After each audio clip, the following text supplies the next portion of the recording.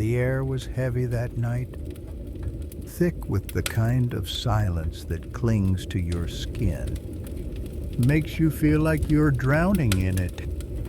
I stood at the edge of the cliff, where the earth dropped away into darkness, and the sea below churned like a living thing, restless, hungry. The wind carried salt and sorrow, tugging at the edges of my shawl, as if it wanted to pull me down with it. In my hand, I held the letter, her letter, its ink smudged from the rain, from my fingers tracing her words too many times. "I'm sorry. Elin," it began.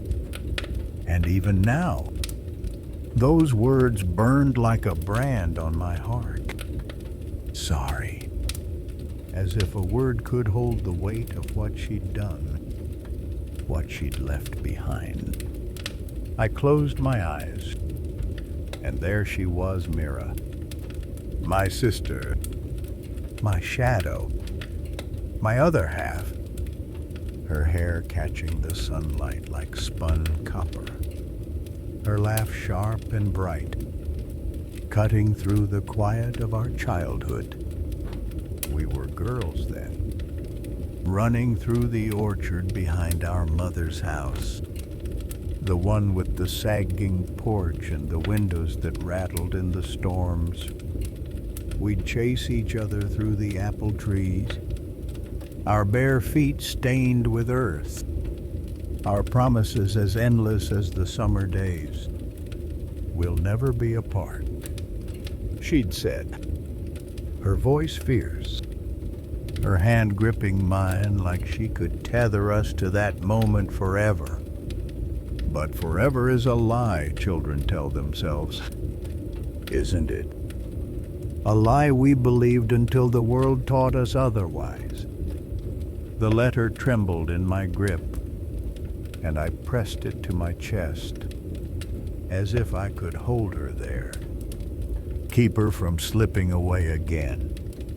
I could still see her that last day, standing in the doorway of our mother's house, her eyes hollow, her shoulders curved inward like she was carrying a weight too heavy for her frame. She'd been 17 then, and I was 15, too young to understand the shadows that had begun to gather around her, too young to see the fracture in her smile. "I'll come back for you," she'd whispered, her voice breaking on the word. But she didn't. She left, and the silence she left behind was louder than any storm. Our mother never spoke of it, not once. She'd sit at the kitchen table, her hands wrapped around a cup of tea that had long gone cold, staring out the window as if Mira might walk back through the gate. I'd watch her, waiting for her to break, to cry, to rage, but she never did. She just grew quieter, smaller, like a flame burning down to embers. I learned then that grief doesn't always scream. Sometimes it's a quiet thing, a slow erosion, a house falling apart, one creak at a time. And I hated her for it, for her silence, for letting Mira's absence carve us both hollow. But I hated myself more because I'd let her go too. The sea roared below, and I opened my eyes. The letter still clutched against me. The words were seared into my memory, every curve of her handwriting a wound. I had to leave. Elin. I couldn't stay. Not after what he did. Who was he? I'd asked myself that question 1,000 times. turned it over in my mind until it was sharp enough to cut. Our father. The man who disappeared when we were too young to remember his face. Or someone else. Someone whose shadow had stretched across Mira's life and driven her away. She'd never told me. And that was the betrayal that hurt most. Not that she left, but that she didn't trust me enough to tell me why. I took a step closer to the cliff's edge, my boots sinking into the damp earth. The drop was dizzying, a call to let go, to fall into the dark and let it swallow me whole. But I couldn't. Not yet. Not until I understood. The letter was all I had left of her. The only clue to the truth she'd carried with her when she vanished. I'd found it a year ago, tucked inside the pages of her favorite book. The one she'd read to me at night when the storms kept us awake. The Waves by Virginia Woolf. Its spine cracked, its pages yellowed. I'd opened it, expecting to find her voice in the words, and instead found the letter, folded tight, as if she'd meant to hide it forever. I'd read it in the dim light of my room, my breath catching as her words spilled out, raw and jagged. She wrote of shame, of a weight she couldn't carry, of a choice she'd made that broke her. I'm not who you think I am, she'd written, and I could hear the tremble in her voice, the way it must have shaken as she put pen to paper. But you're stronger than me, Elin. You always were. Stronger. The word felt like a lie, like a mockery. If I was strong, why was I here? Standing on the edge of the world, chasing a ghost.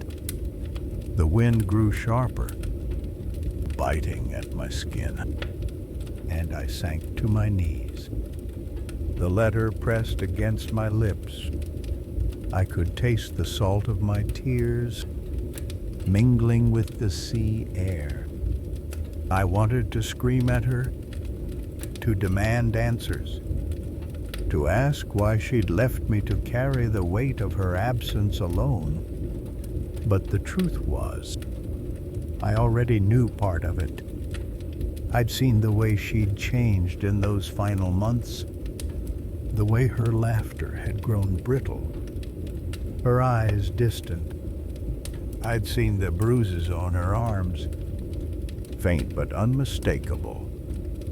And I'd told myself they were nothing, that she'd fallen, that she was fine. I'd lied to myself because it was easier than facing the truth that something was breaking her. And I hadn't done enough to stop it. The stars were beginning to pierce the sky. Faint pinpricks against the bruise of dusk. I traced the edges of the letter, my fingers lingering on the final line. Find me where the waves meet the shore. It was a riddle, a fragment of the Mira I'd known, the one who loved puzzles and secrets. I'd spent months searching for her, following whispers and rumors, chasing the ghost of her across towns and cities. I'd found nothing but dead ends until I came here, to this cliff, to this place where the land surrendered to the sea. It felt right. Somehow, like the only place she could be. But she wasn't here.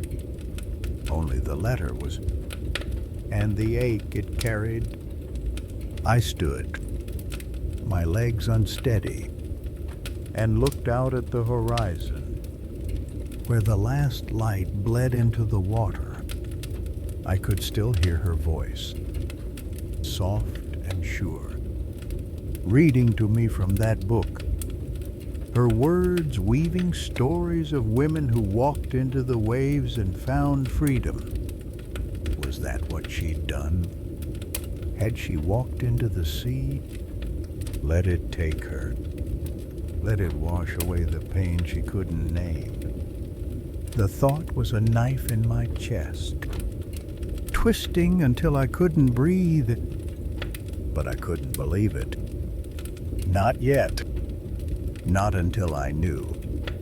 I folded the letter and tucked it into my pocket, my hand shaking with cold and something deeper, something that felt like rage and love and grief all at once.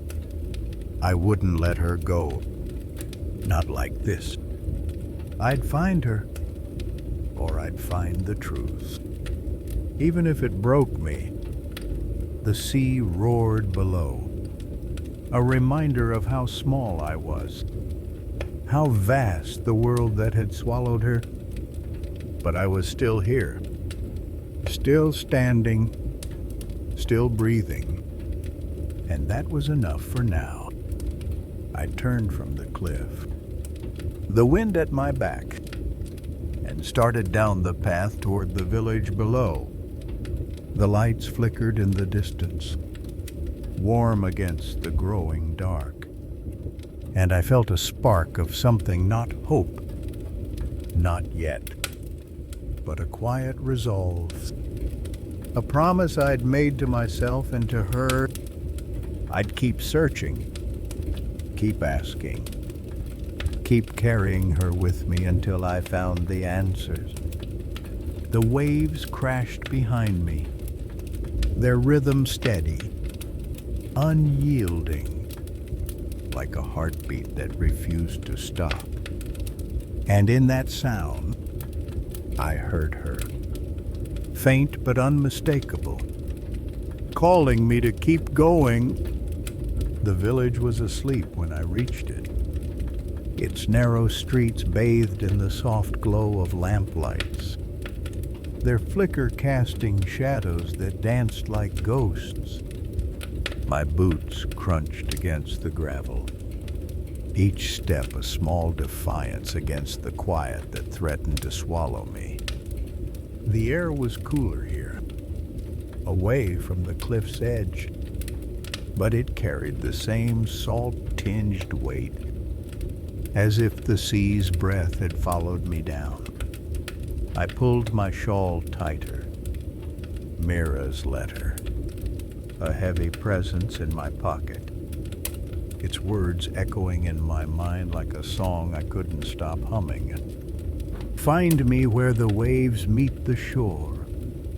I'd come here chasing that line, chasing her, but the village was silent, offering no answers, only more questions. The inn was the only place still awake, its windows warm with light, the faint hum of voices spilling out into the night. I hesitated at the door, my hand resting on the worn wood, my heart thudding with a mix of hope and dread. I'd been here before, months ago, asking questions that made people look away, their eyes guarded, their words clipped. They knew something. I was sure of it. But they'd closed ranks, protecting their own secrets, or maybe hers. I pushed the door open, the bell above it jangling like a warning, and stepped inside. The room was small, crowded with weathered tables and the low murmur of conversation. A fire crackled in the hearth, its warmth a stark contrast to the chill in my bones. The innkeeper, a woman with gray hair pulled tight and eyes that saw too much, looked up from behind the counter. Her name was Agnes, and I'd met her before, On my first trip here, she'd been kind then, but careful. Her answers vague, her smile tight. Back again. Are you? She said, her voice low, almost lost in the hum of the room. I nodded, my throat tight, and slid onto a stool at the counter. I need to know, I said, my words softer than I meant them to be, as if I were afraid of breaking something fragile. About Mira, about what happened here. Agnes's hand stilled on the glass she was wiping, her eyes flicking to mine, then away, to the fire, to the shadows. You've asked before, girl, she said, her voice gentle but firm. And I told you what I know.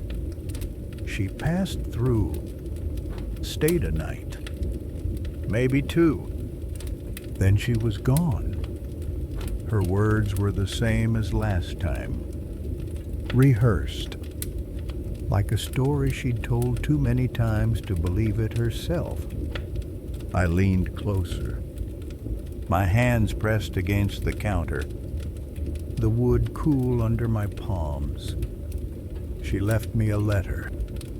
I said, my voice steady now, though it trembled inside. She told me to find her here, where the waves meet the shore. She wouldn't have said that if this place didn't mean something. Agnes's eyes softened, just for a moment, and I thought I saw something flicker there. Pity, maybe, or guilt. But she shook her head, her hands moving again, wiping the glass with slow, deliberate strokes. People say things, Elin, things they don't mean, things they hope for. Doesn't make them true. I wanted to scream, to grab her by the shoulders and shake the truth out of her. But I didn't. I'd learned that much in the months since Mira left. Screaming didn't open doors, didn't loosen tongues. Instead, I reached into my pocket and pulled out the letter, unfolding it carefully, as if it might crumble under my touch. I slid it across the counter, the smudged ink catching the firelight. Read it, I said, my voice barely above a whisper. Please. Agnes hesitated, her fingers hovering over the paper, then took it, her eyes scanning the words. The room seemed to grow quieter, the voices fading, the fire's crackle softening, as if the world were holding its breath. She read in silence, her face unreadable. And when she finished, she folded the letter and handed it back, her hands steady but her eyes heavy. She was running, Agnes said finally, her voice so low I had to strain to hear it. From what? I don't know, but she was scared. Elin, scared and broken. My chest tightened, a fist closing around my heart. Who was she running from? I asked, my voice cracking on the words. Agnes shook her head, her lips pressing into a thin line. I don't know. She didn't say. She came here late, in the rain, her clothes soaked through, her eyes wild. She paid for a room, kept to herself, left before dawn. That's all I know. I searched her face, looking for the lie, the half-truth. But her eyes held mine, steady and sad. You're sure? I pressed, my voice sharper now, desperate. You're sure she didn't say anything else? About where she was going, who she was with. Agnes sighed, setting the glass down with a soft clink. I'm sure, she said, but there was a pause before she spoke. A hesitation that felt like a crack in her story. She was alone. Elin. Whatever she was running from, it wasn't here. I wanted to believe her, wanted to trust the kindness in her voice. But I couldn't. Not when every instinct screamed that Mira's shadow lingered here. In this village, in these streets, in the eyes that wouldn't meet mine, I stood, my hands shaking as I tucked the letter back into my pocket. Thank you, I said, the words hollow, and turned toward the door. But Agnes's voice stopped me, soft but insistent. Elin. I looked back, and her eyes were on me now, unguarded, raw. Some things are better left buried. For your sake, let her go. I didn't answer. Couldn't. I pushed through the door and back into the night. The bells jangle sharp in my ears, like a door slamming shut on hope.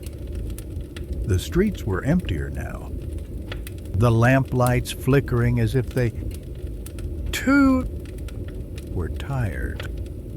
I walked without direction, my thoughts spiraling, tangling with memories of Mira, the way she'd braid my hair at night, her fingers gentle but sure, humming songs our mother used to sing, the way she'd stand between me and the world, fierce and unyielding.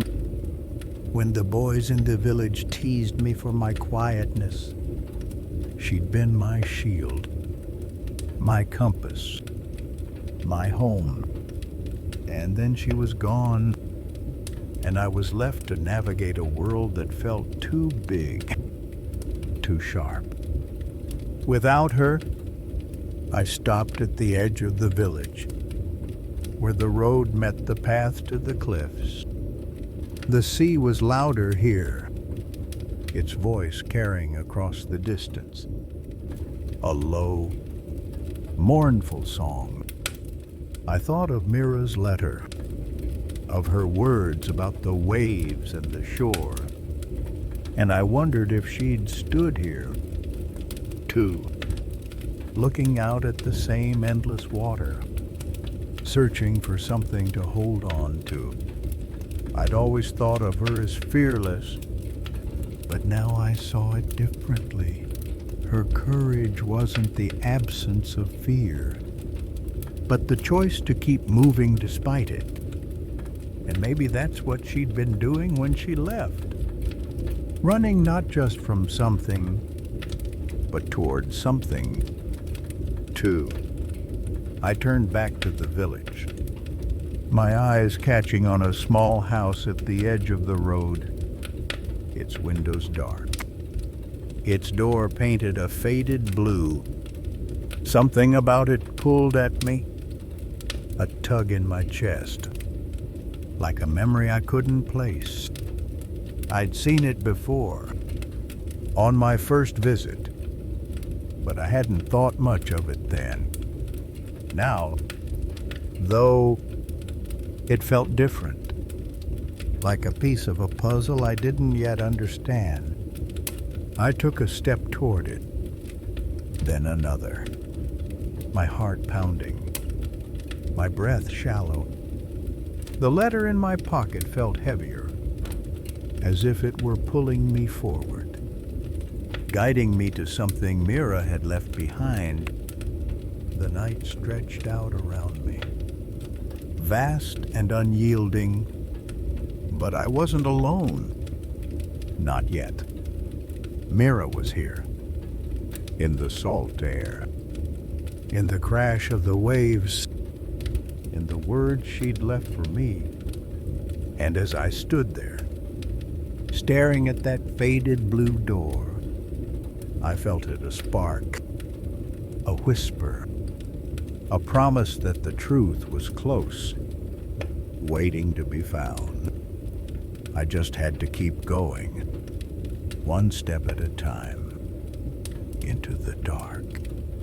This second segment deepens Elin's emotional journey, introducing the village as a place of secrets and resistance, while maintaining the intimate, cinematic tone.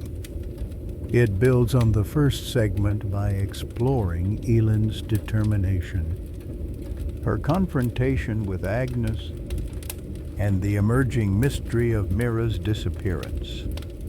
The narrative continues to unfold slowly, layering sensory details and reflective moments to create a seamless emotional experience.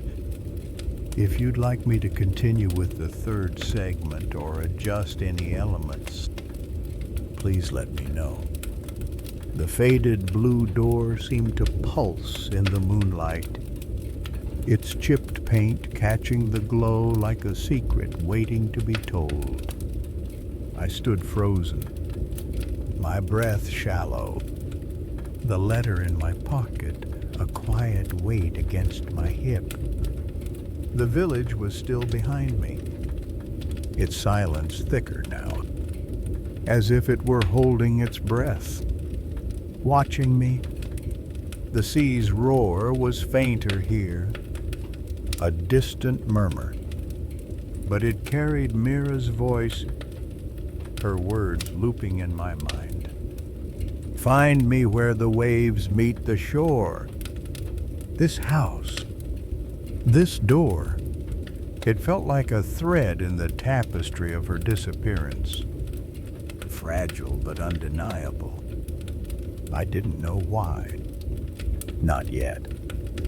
But my heart thrummed with the certainty that something of her lingered here, waiting for me to claim it. I took a step closer, my boots sinking into the soft earth. The grass damp with dew. The house was small, its stone walls weathered, its windows dark like eyes that had seen too much. A single flower pot sat on the stoop, empty except for a tangle of dead vines, curling like fingers reaching for something lost. I reached out, my hand hovering over the door's rusted handle, and hesitated. What was I doing? Barging into a stranger's home in the middle of the night, chasing a feeling, a hunch. But it wasn't just a hunch. It was Mira, her absence a pulse in my veins, urging me forward. I knocked. The sound sharp against the quiet, echoing in my chest. No answer. I knocked again, harder this time, my knuckles stinging. Still nothing. The silence felt deliberate, like a refusal, and it stirred something in me. Anger, maybe, or desperation. I pressed my ear to the door, listening for movement, for life. But there was only the faint creak of the house settling, the wind whispering through the eaves. I stepped back, my eyes scanning the windows, searching for a flicker of light, a shadow, anything. And then I saw it, a curtain twitching, just for a moment. In the upstairs window, someone was there. My heart lurched, and I called out, my voice raw, breaking the night. "Hello? I know you're in there. Please, I need to talk to you." The words felt reckless, too loud, but I couldn't stop. "It's about Mira. Mira Thorne. I know she was here." The curtain stilled, and the silence stretched. Heavy, unyielding. I waited, my breath catching, my hands clenched at my sides. Then, a sound, a soft thud, like footsteps on a wooden floor. The door creaked open, just a crack, and a pair of eyes peered out, dark and wary, set in a face lined with years and something heavier, something like fear. "What do you want?"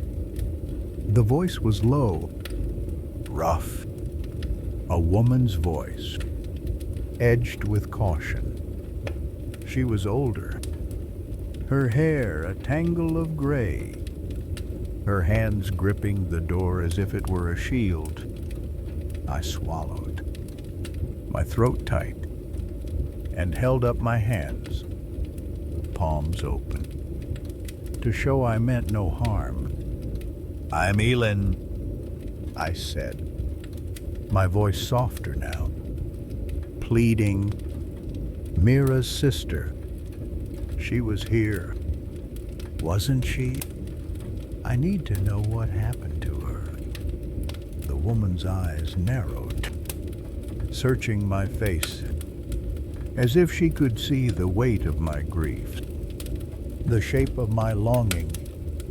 For a moment, I thought she'd slammed the door shut, but she didn't. She stepped back, opening it wider, and nodded toward the dark interior. "Come in," she said, her voice barely above a whisper. "But keep your voice down." The house smelled of old wood and lavender, a faint sweetness that clung to the air. The woman led me to a small kitchen, lit only by a single candle on the table, its flame wavering as if afraid to burn too brightly. She gestured to a chair, and I sat, my hands clasped tightly in my lap, the letter burning in my pocket. She didn't sit, just stood across from me, her arms crossed, her eyes never leaving mine. "I'm Ruth," she said finally, her voice steady now, but guarded. "And yes, I knew Mira, but you're chasing shadows. Girl, she's gone." Her words hit like a slap, sharp and cold, but I didn't flinch. "She left me a letter," I said, pulling it from my pocket, unfolding it with trembling hands. "She told me to find her here, in this village." She wouldn't have said that if it didn't mean something. Ruth's eyes flicked to the letter, then back to me, and I saw it again, that flicker of something, guilt or sorrow or both.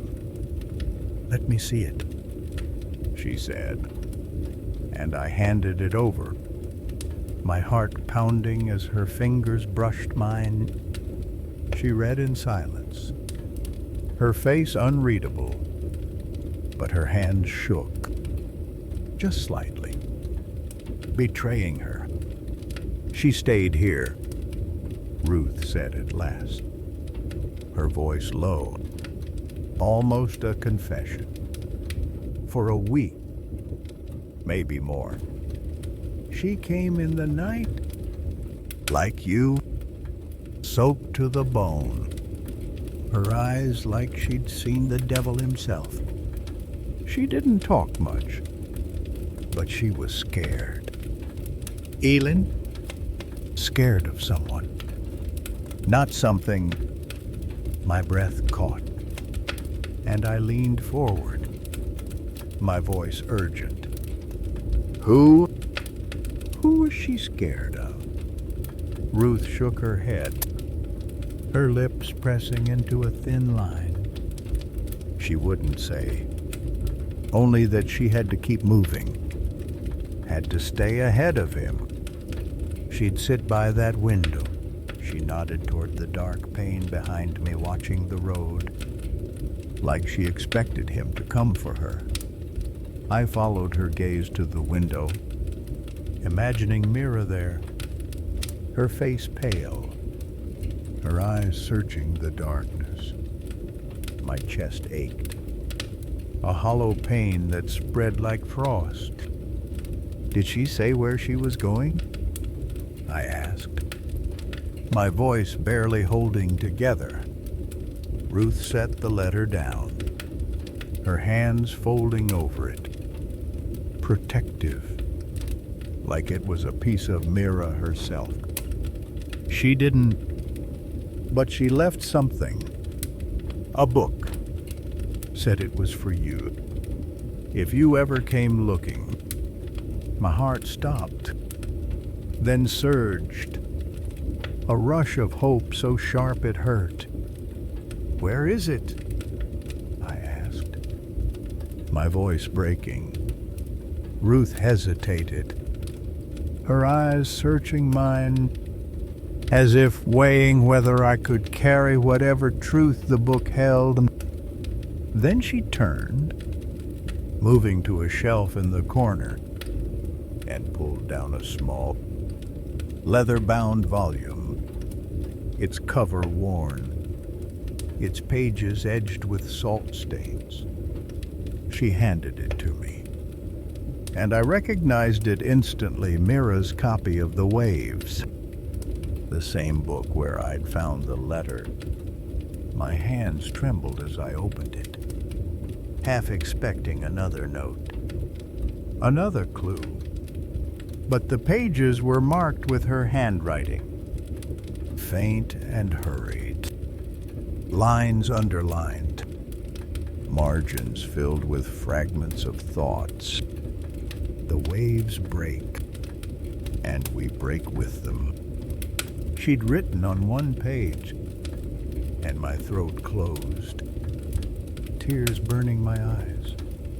She loved that book, I whispered, my voice thick, my fingers tracing her words. Ruth nodded, her expression softening. But there was something else there, something she wasn't saying. She left it for you, she said, her voice gentle but firm. But she didn't want you to follow her. Elin. She wanted you to live.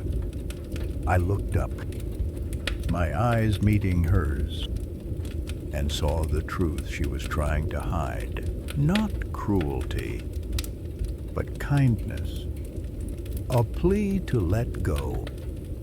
But I couldn't, not when Mira's words were in my hands, her fear still alive in the ink.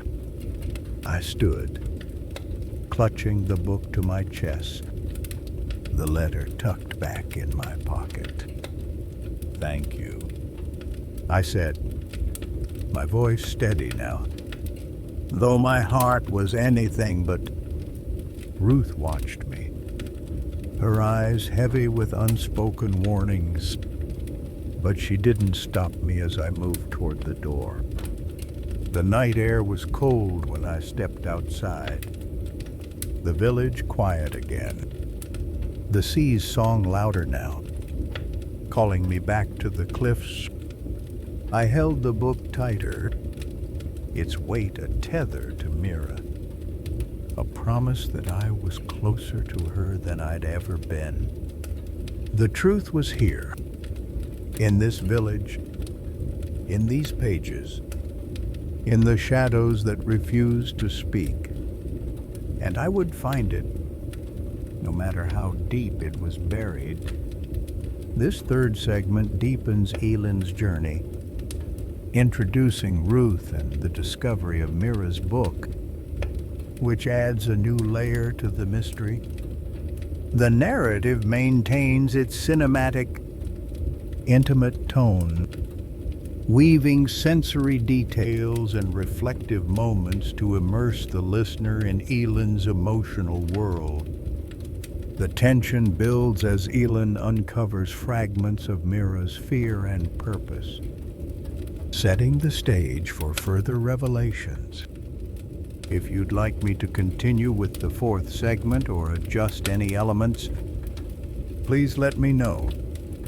The book felt alive in my hands, its leather cover cool and worn, as if it had carried Mira's heart across the miles and months that separated us. I stood outside Ruth's house. The faded blue door closed behind me. The village cloaked in a stillness that felt like a held breath. The night was deeper now, the stars sharper, their light catching on the edges of the book's pages as I clutched it to my chest.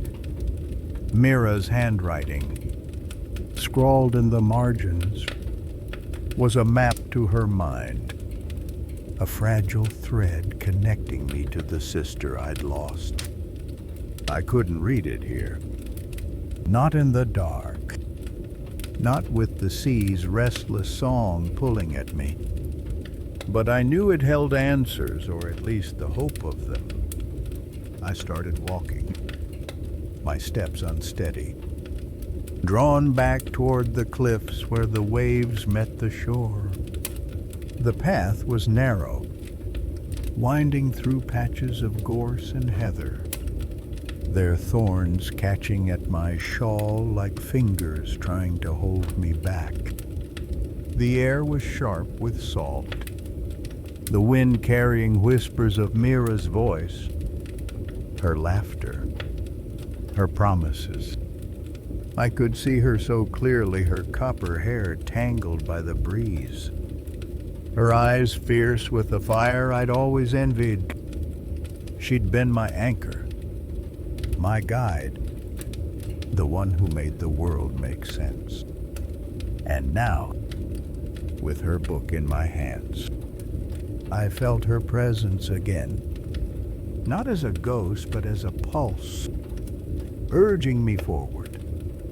I reached the cliff's edge, the same spot where I'd stood hours before, the sea below churning like a beast that never slept.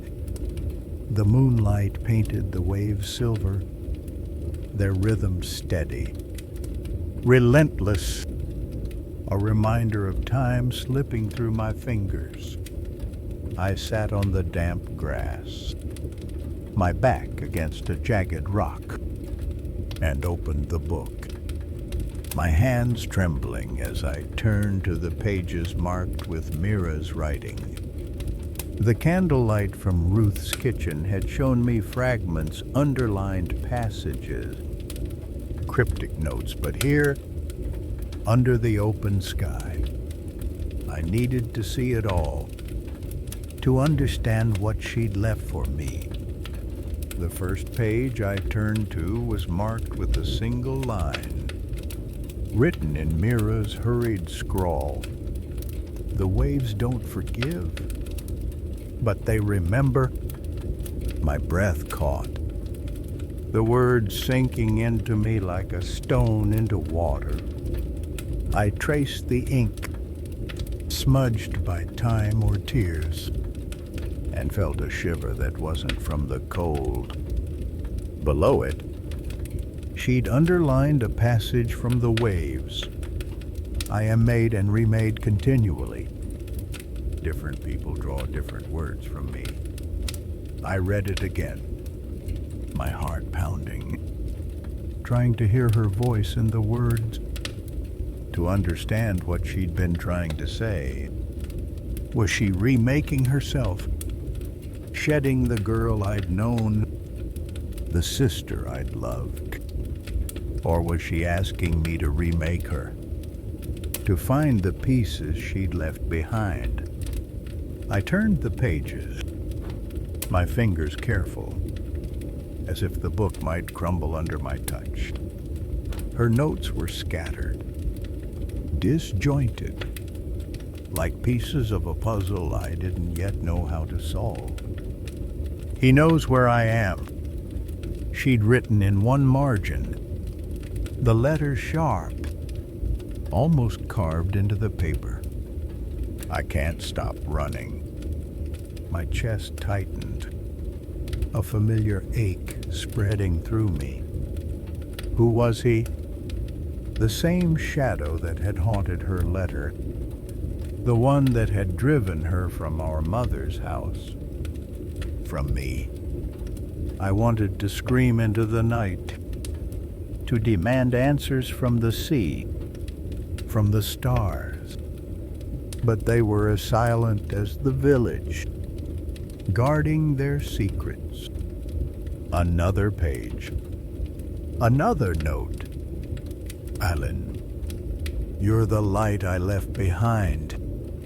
My throat closed, tears blurring the words, and I pressed my hand to my mouth to stifle a sob.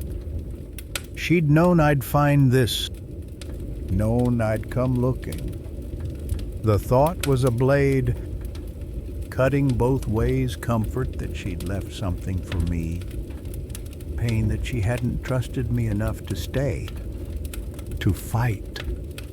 I read on, page after page, her words a mix of poetry and confession.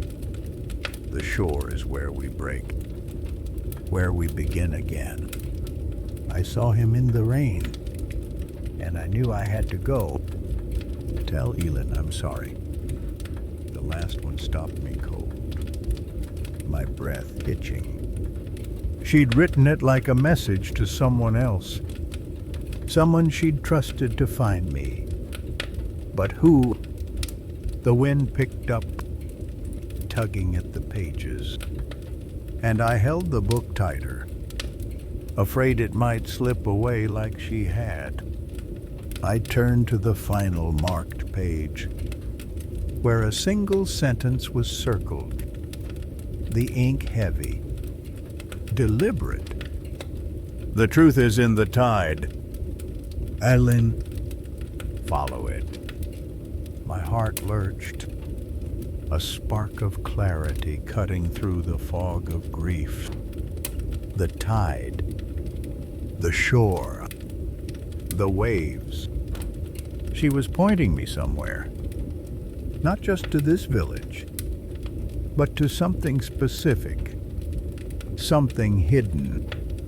I looked out at the sea, its surface restless, hiding whatever lay beneath. Was she there? In the water? In the place where the waves kissed the shore? Or was it something else? Something she'd left behind, waiting for me to find. I stood, the book still open in my hands, and walked closer to the cliff's edge. The ground soft and treacherous beneath my feet. The sea was louder now, its voice a roar, a call, a challenge. I closed the book, tucking it into my shawl, and scanned the shoreline below, where the waves crashed against jagged rocks, their foam glowing in the moonlight. There was a path down there, barely visible, winding from the base of the cliff to a stretch of pebbled beach. I'd seen it before, but hadn't thought to follow it, too consumed by the letter, by the village's silence. Now, though, it felt like the next step, the place where Mira's words were leading me. The descent was steep, the path slick with salt and spray. But I moved carefully, my hands gripping the rocks for balance. The sea grew louder with every step, its rhythm matching the pulse in my chest, a drumbeat of fear and hope. When I reached the beach, the pebbles crunched under my boots, the sound sharp against the waves' roar. The shore was narrow, hemmed in by cliffs on one side and the sea on the other. A liminal place where the world felt thin, fragile. I walked along it, my eyes searching the shadows, the rocks, the tide pools glinting like mirrors under the moon. And then I saw it, a small, weathered box half buried in the sand, its wood dark with seawater, its edges crusted with salt. My breath stopped, my heart a wild thing in my chest. I knelt, my hands shaking as I brushed the sand away, revealing a simple latch, rusted but intact. It was hers.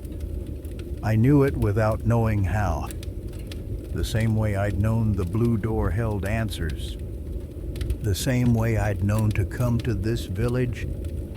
I lifted the box, its weight heavier than it should have been, and opened it, the hinges groaning in protest. Inside was a necklace, her necklace, the one our mother had given her. A silver chain with a small, wave-shaped pendant. My fingers closed around it, the metal cold against my skin, and I felt her, Mira, as if she were standing beside me, her breath warm against my cheek. There was something else in the box, a folded piece of paper, its edges curled from the damp. I unfolded it, my hands trembling, and read the words written in her hand. Elin, if you find this, you're closer than I ever hoped. Keep going. The truth is deeper, but so are you. My tears fell, mixing with the salt on the paper, and I clutched the necklace tighter, its edges biting into my palm. The waves crashed behind me, their rhythm unbroken, their voice a chorus of memory and loss. I looked out at the sea, its vastness both a promise and a threat, and felt the weight of Mira's words settle into me. The truth was deeper, she'd said, and I was deeper, too. I didn't know what lay ahead, what shadows waited in the tide. But I knew I wouldn't stop. Not now. Not ever. I slipped the necklace around my neck, its pendant heavy against my heart, and stood, the box in one hand, the book in the other. The shore stretched out before me, endless and unyielding, but I was ready to follow it, to find her, wherever the waves led. This fourth segment escalates Elin's journey, introducing the discovery of Mira's box and necklace, which deepen the emotional stakes and the mystery. The narrative maintains its cinematic, intimate tone, weaving sensory details and reflective moments to immerse the listener in Elin's world. The tension builds as Elin follows Mira's clues, moving closer to the truth while grappling with her grief and resolve. If you'd like me to continue with the fifth segment or adjust any elements, please let me know. The necklace hung heavy against my chest, its wave-shaped pendant a cold anchor, tethering me to Mira, even as the sea seemed to pull her further away. I stood on the pebbled shore, the weathered box in one hand, Mira's book in the other. The note's words burned into my mind. The truth is deeper, but so are you. The waves crashed at my feet, their foam licking the edges of my boots, as if urging me to step into their embrace, to follow her into the dark. But I couldn't, not yet. The truth was close, closer than it had ever been. But it was still hidden, a shadow just beyond my reach. The moon hung low, its light splintering across the water, turning the sea into a mosaic of silver and black. I tucked the note back into the box, closing the lid with a soft snap, and slipped it into my shawl, alongside the book. My hands lingered on the necklace, tracing its curves, remembering the day our mother had given it to Mira. It had been a rare moment of softness, her hands gentle as she fastened it around Mira's neck, her voice low, almost reverent. "It's from the sea," she'd said, "to remind you who you are." Mira had worn it every day, her fingers brushing it absent-mindedly, a habit I'd envied for reasons I couldn't name. Now, it was mine, a burden and a promise, its weight both comfort and accusation. I turned from the shore, my eyes tracing the path back to the cliffs, then to the village lights flickering in the distance. The note had said to keep going, but where? The village had given me fragments, Ruth's guarded words, the book, the box, but it held more. I was sure of it. Someone knew what had happened to Mira, why she'd run, who she'd feared. I thought of Agnes at the inn, her careful answers, her pitying eyes, and Ruth, her hesitation, her warning to let Mira go. They were protecting something, or someone, and I wouldn't leave until I broke through their silence. The climb back up the cliff was harder, the path slicker in the deepening night, the wind sharper against my skin. My breath came in ragged bursts, my legs burning. But I pushed on, driven by the necklace's weight, by Mira's words. When I reached the top, I paused, looking back at the sea, its vastness a mirror to the ache in my chest. I could still feel her, standing beside me, her laughter caught in the wind, her hand in mine. "We'll never be apart," she'd promised. And I'd believed her, because back then, I'd believed in forever. Now, forever was a word that tasted like ash, but I wouldn't let it end here. I started toward the village, the path familiar now, its twists and turns etched into my memory. The lights grew brighter, the hum of life louder, though the streets were still empty. The houses shuttered against the night. I stopped at the inn, its warm glow spilling onto the cobblestones, but I didn't go inside. Not yet. Instead, I turned toward Ruth's house, the faded blue door calling me back. She'd given me the book, but there was more she hadn't said. I'd seen it in her eyes, in the way her hands had shaken as she handed it over. I needed to know what she was hiding, what she knew about the man Mira had feared. The door was locked when I reached it, the windows dark. No sign of the curtain twitching this time.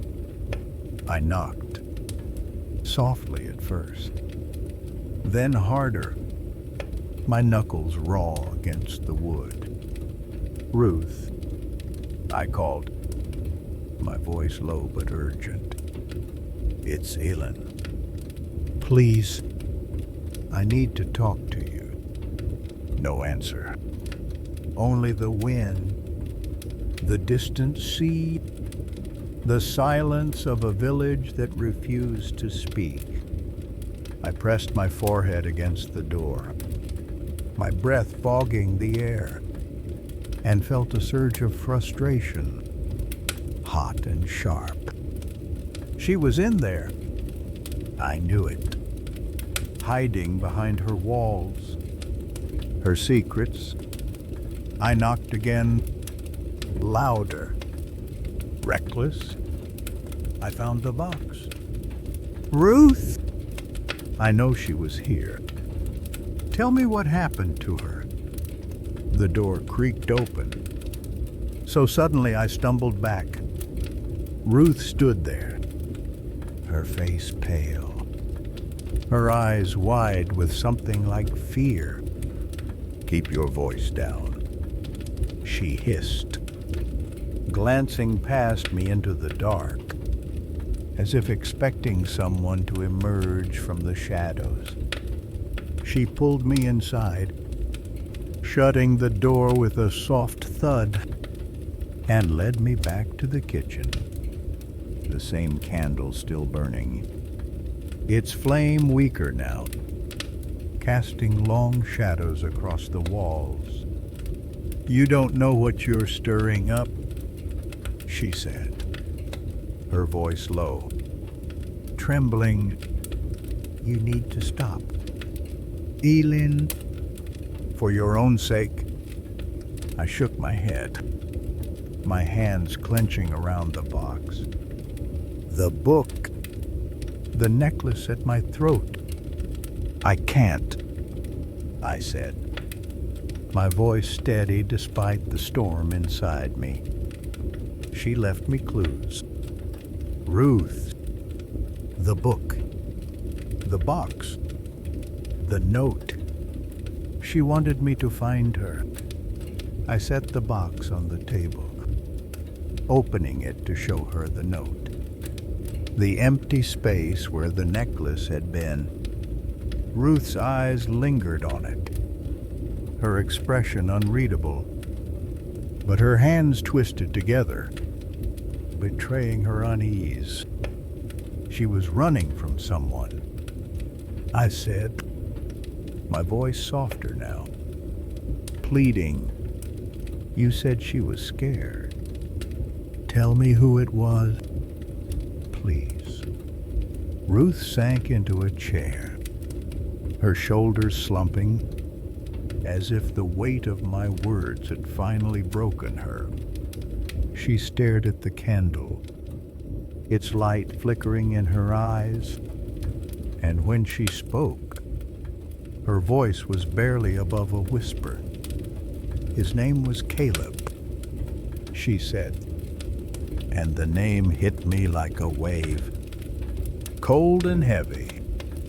He came to the village a few years back, quiet at first, kept to himself, but there was something about him, something wrong.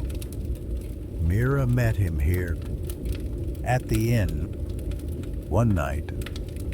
They talked, and after that, She changed. She stopped looking out windows, started looking over her shoulder. My heart pounded, a drumbeat of dread and hope. What did he do to her? I asked, my voice cracking. Ruth shook her head, her eyes distant, lost in memory. I don't know. Not for sure. She never told me.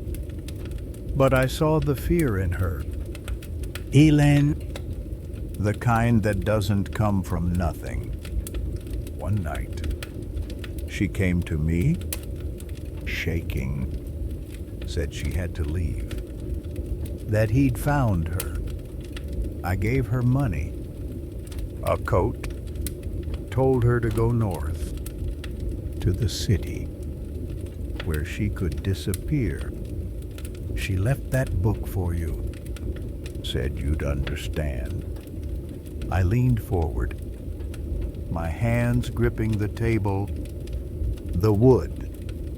The name Caleb hung in the air like smoke, curling around my thoughts, heavy and suffocating.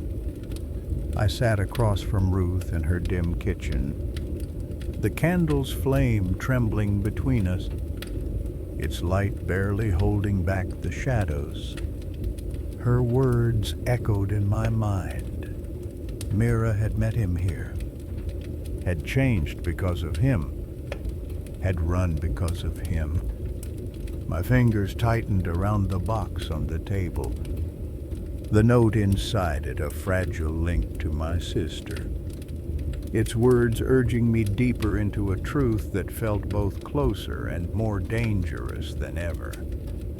The necklace at my throat was a cold reminder of her presence, her absence, her fear. Caleb, I repeated, my voice low, testing the name, as if saying it might summon him from the dark. Who is he? Where is he now? Ruth's eyes flicked to mine, then away, to the window where the night pressed against the glass. Her hands, knotted in her lap, twitched, betraying the calm she was trying to hold on to. I don't know where he is, she said, her voice thin, frayed at the edges. He left not long after Mira did, vanished like he'd never been here. But people don't forget a man like that. Elin, not in a place like this. I leaned forward, my heart pounding, the table creaking under my weight. What was he like? I asked, my voice sharper now, desperate for something solid to grasp. Ruth hesitated, her lips pressing into a thin line, as if the memory itself was a wound she didn't want to reopen. Quiet, she said finally. Too quiet. Tall, with eyes that saw through you, like he was looking for something he'd already decided you owed him. He'd sit at the inn, watching, listening, never saying much. But when he did speak, people listened. There was control in him, a kind that made your skin crawl. My chest tightened, a cold knot forming where hope had been. I could see him in my mind, a shadow at the edge of Mira's life, his presence twisting her laughter into fear. And Mira, I asked, my voice barely holding steady. What happened between them? Ruth's eyes softened. But there was something else there, guilt, maybe, or regret. I don't know the whole of it, she said. She never told me everything, but I saw them together once, outside the inn, in the rain. He was holding her arm, not tight, but possessive.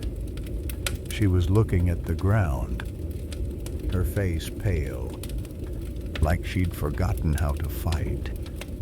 That wasn't the Mira I knew. The Mira I knew.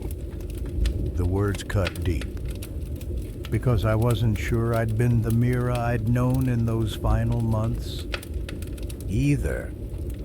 I'd seen the changes the way her smiles had grown sharp, her silences heavy, but I'd hidden them from me. Behind her fierce eyes and her quick hands, and I'd let her. I'd told myself she was fine, that she'd always been stronger than me. But now I saw it differently.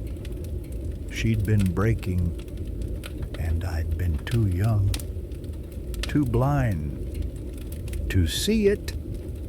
Why didn't she tell me? I whispered, more to myself than to Ruth, my voice cracking under the weight of the question. Ruth reached across the table, her hand hovering near mine. But she didn't touch me.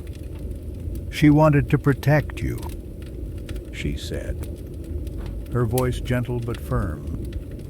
That's what she said. That night she came to me. She said you were the best part of her, the part she couldn't let him touch. That's why she left the book, the box, the note. Not to pull you into this, Elin, but to give you something to hold on to, something to keep you whole. I shook my head, tears burning my eyes, the necklace biting into my skin as I clutched it. I don't want to be whole without her, I said, my voice raw, trembling. She's my sister. She's everything. The words spilled out, jagged and true.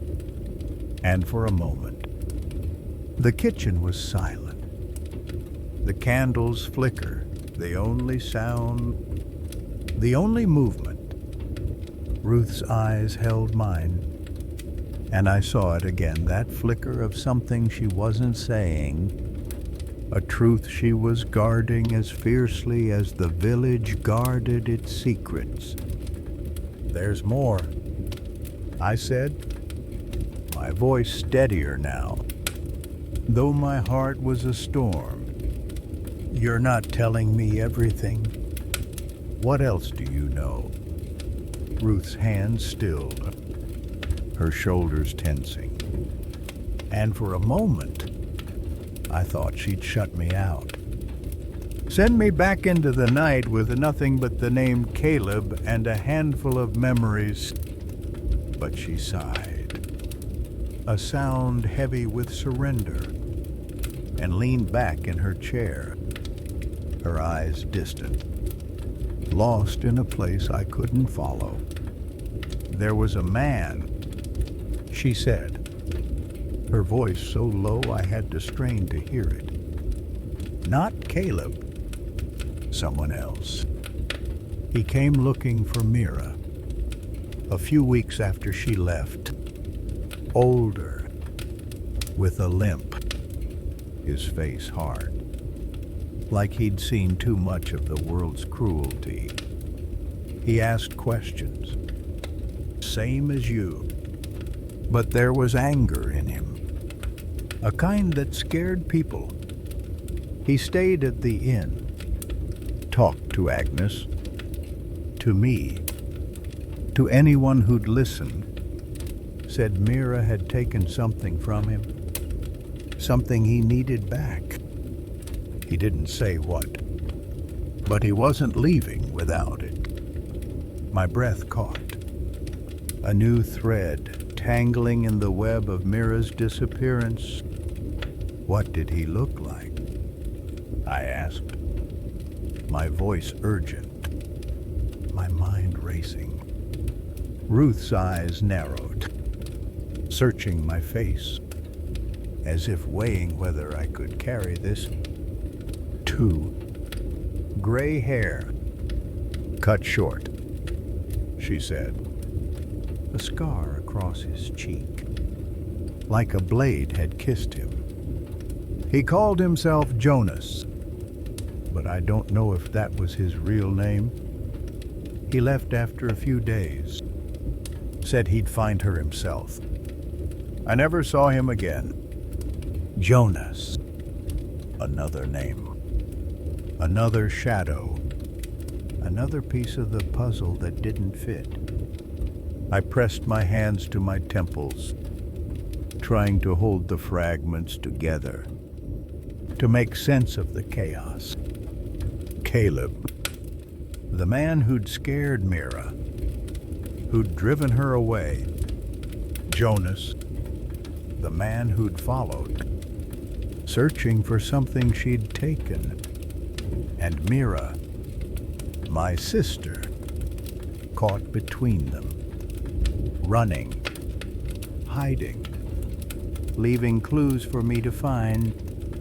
I looked at the box, the book, the necklace, and felt a surge of resolve, sharp and unyielding. She'd wanted me to find her, to follow her, no matter what Ruth said, and I would. I stood, my chair scraping against the floor, the sound loud in the quiet kitchen.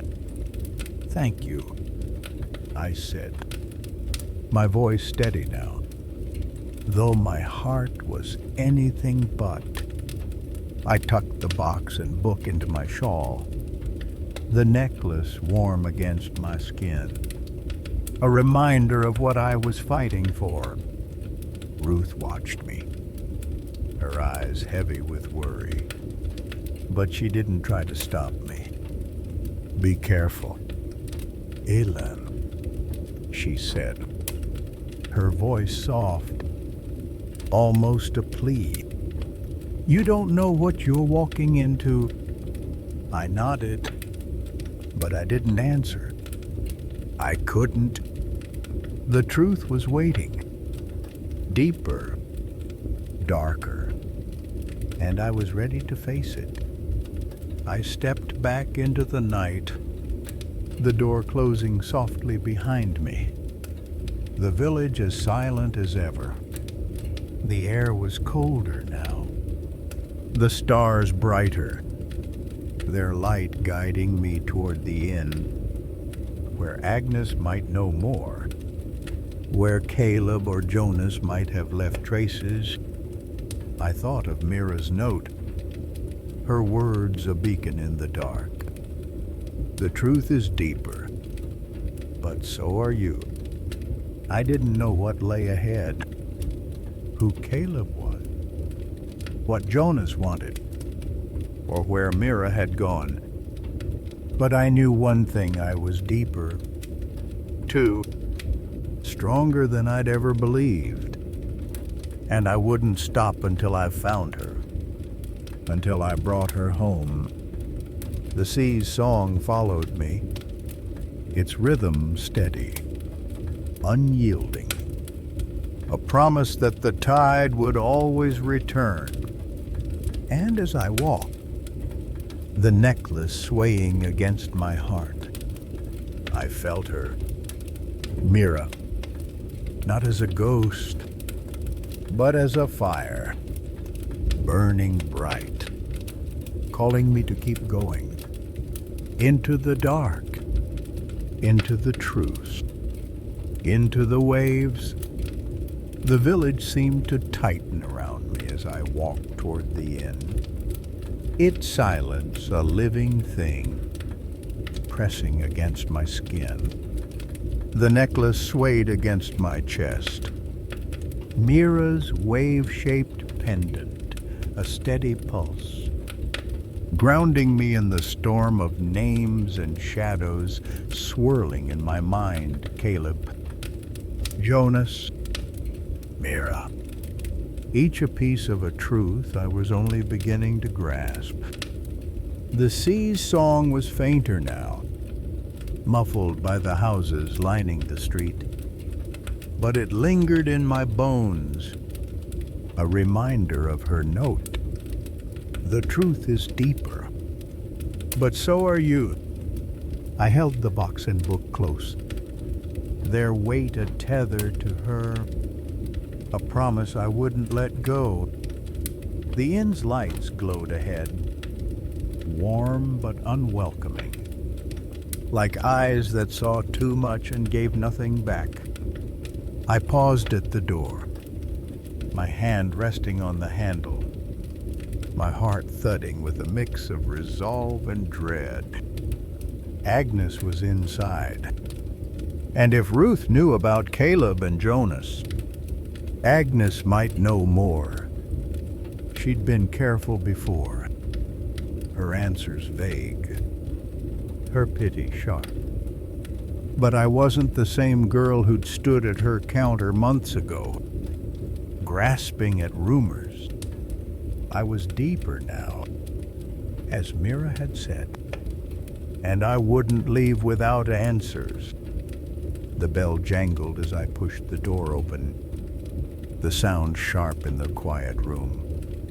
The inn was nearly empty, save for a man nursing a drink in the corner, his face hidden in shadow, and Agnes behind the counter, wiping down glasses with the same deliberate care I remembered. Her eyes flicked up, meeting mine, and I saw a flicker of recognition. Then something else, wariness, maybe, or resignation. "Elin," she said, her voice low, steady, but her hands paused, the cloth still in her grip. "You're back." I nodded, sliding onto a stool, the box and book tucked under my arm, the necklace glinting in the firelight. "I need to know about Caleb," I said, my voice firm, though my chest was tight with fear. Agnes's hands stilled completely, her eyes narrowing, searching my face like she could read the weight of what I carried. "Caleb," she repeated, the name soft but heavy, like a stone dropped into water. "That's a name I haven't heard in a while. Why are you asking about him?" I leaned closer, my hands pressed against the counter, the wood cool under my palms. "Because he knew Mira," I said, my voice low, urgent. "Because she was scared of him. And he's why she left. Ruth told me he was here, that he changed her. I need to know who he is. Agnes, what he did to her." Her eyes darkened, and for a moment, I thought she'd turn away, dismiss me like she had before. But she didn't. She set the glass down, her movement slow, deliberate, and leaned forward, her voice barely above a whisper. "Caleb was trouble," she said, her words measured, like she was choosing each one with care. "Came to the village a few years back, stayed a few months, charming when he wanted to be. But there was a coldness to him, a kind that made you feel like he was always watching, always waiting. He took a liking to Mira when she passed through. They'd talk here late at night, Her at that table, she nodded toward a corner. Empty now, and him leaning close, like he was pulling her into his world. My stomach twisted, a cold dread pooling inside me. I could see it, Mira, her copper hair catching the firelight, her laughter fading under his gaze, her strength bending, breaking. What happened? I asked, my voice cracking, though I tried to keep it steady. Agnes sighed, her eyes dropping to the counter, her fingers tracing invisible patterns on the wood. I don't know the details, she said. Mira didn't talk about it. Not to me. But I saw the change in her, same as Ruth did. She stopped smiling, started jumping at shadows. One night, she came in here, soaked from the rain, her eyes wild, said she had to leave, that he'd never let her go. I gave her a room, some food, but by morning, she was gone. I gripped the counter, my knuckles white, the necklace biting into my skin as I pressed it against my chest. And Caleb? I asked, my voice trembling with anger, with need. Where did he go? Agnes shook her head, her expression heavy with something like regret. He left a few days later. No word, no trace, just gone. Like he knew she'd slipped away, and he wasn't staying without her. Her words were a knife, twisting in the wound of Mira's absence. But they weren't enough. There was more. I could feel it, in the way her eyes wouldn't meet mine, in the pause before she spoke. And Jonas, I said, the name sharp on my tongue, watching her face for a reaction. Her eyes widened, just for a moment, before she schooled her expression. But it was enough. She knew him. Too. Who told you about Jonas? She asked, her voice low, cautious, her hands gripping the cloth like a lifeline.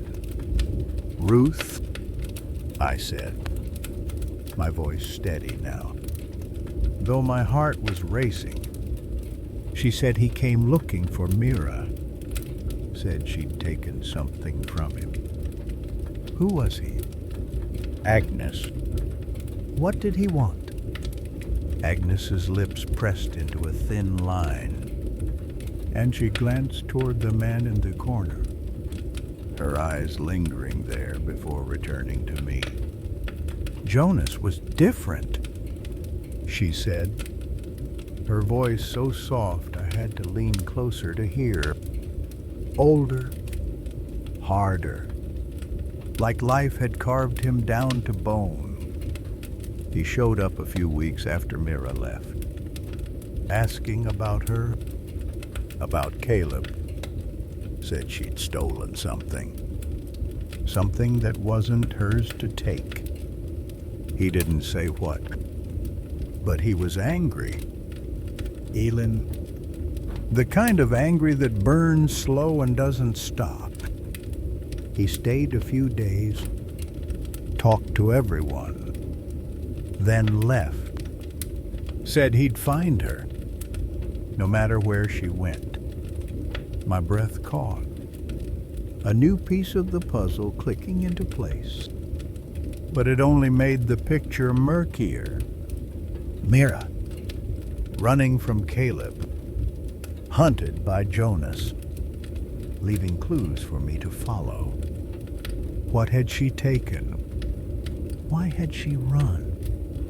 I reached into my shawl, pulling out the box, opening it to show Agnes the note, the empty space where the necklace had been. "She left this," I said, my voice raw, pleading, on the shore, buried in the sand. She wanted me to find it, to keep going. She said the truth is deeper. What does it mean? Agnes. What was she trying to tell me?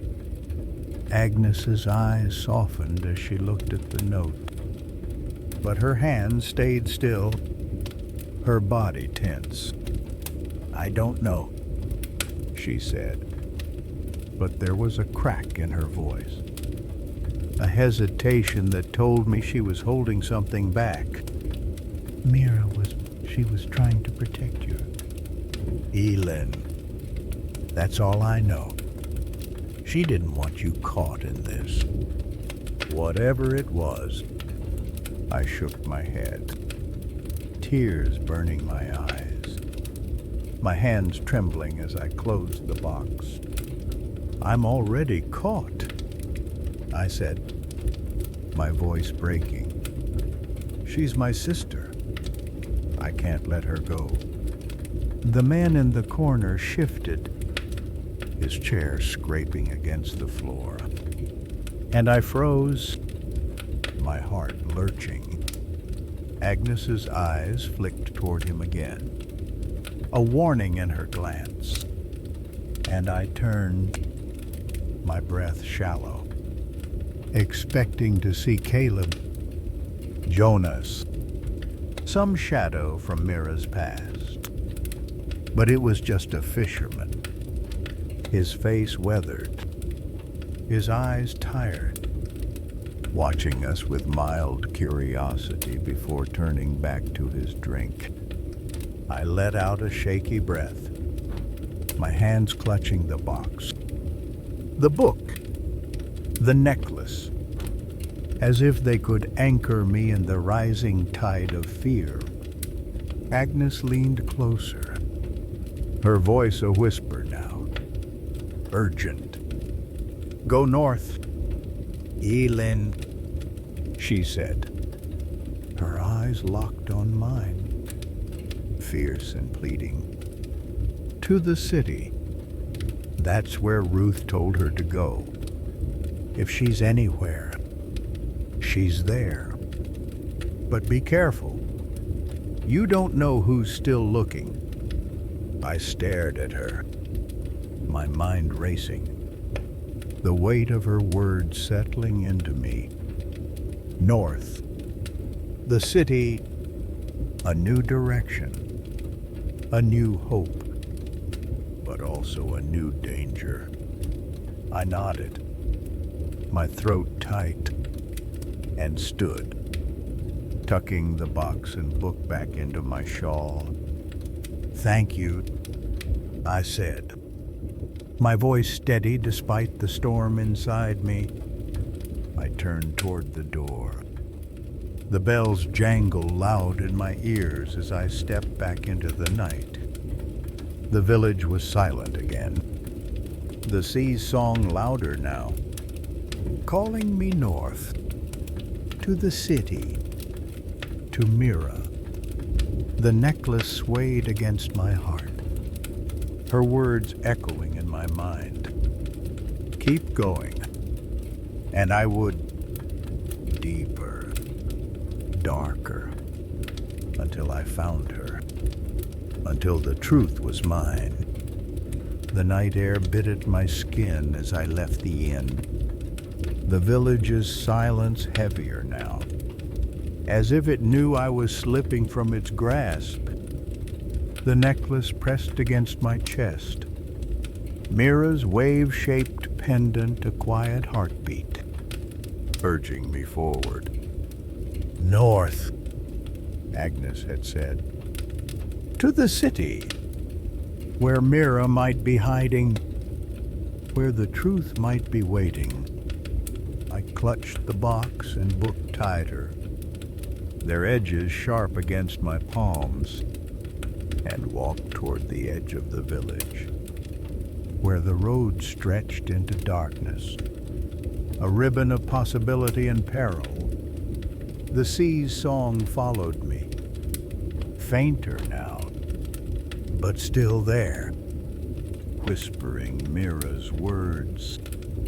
The truth is deeper, but so are you.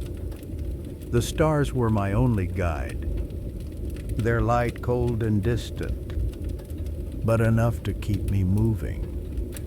I'd packed light, a small bag slung over my shoulder, holding the box, the book, a change of clothes, and the last of my money. The necklace was my compass, its weight a reminder of why I couldn't stop, why I couldn't go back to our mother's house, to her silent grief, to a life without Mira. I thought of Caleb, his cold eyes, his control, and Jonas, with his scar and his anger. Both shadows trailing my sister, both reasons to keep going. The city was my destination, but the journey felt like stepping into the sea itself, vast, unknown, ready to swallow me whole. The road was rough, rutted from years of carts and storms, and my boots sank into the damp earth with every step. The village faded behind me, its light swallowed by the night, and soon there was nothing but the open land, the wind, and the faint hum of life in the distance. I walked for hours, my legs aching, my breath clouding in the cold. But I didn't stop. Stopping meant thinking, and thinking meant feeling the fear that gnawed at me, the fear that Mira was gone, that the city held nothing but more questions, that I was chasing a ghost. Dawn broke slowly, painting the sky in shades of bruise and gold, and I found myself at a crossroads, where the road split toward the coast or inland, toward the city.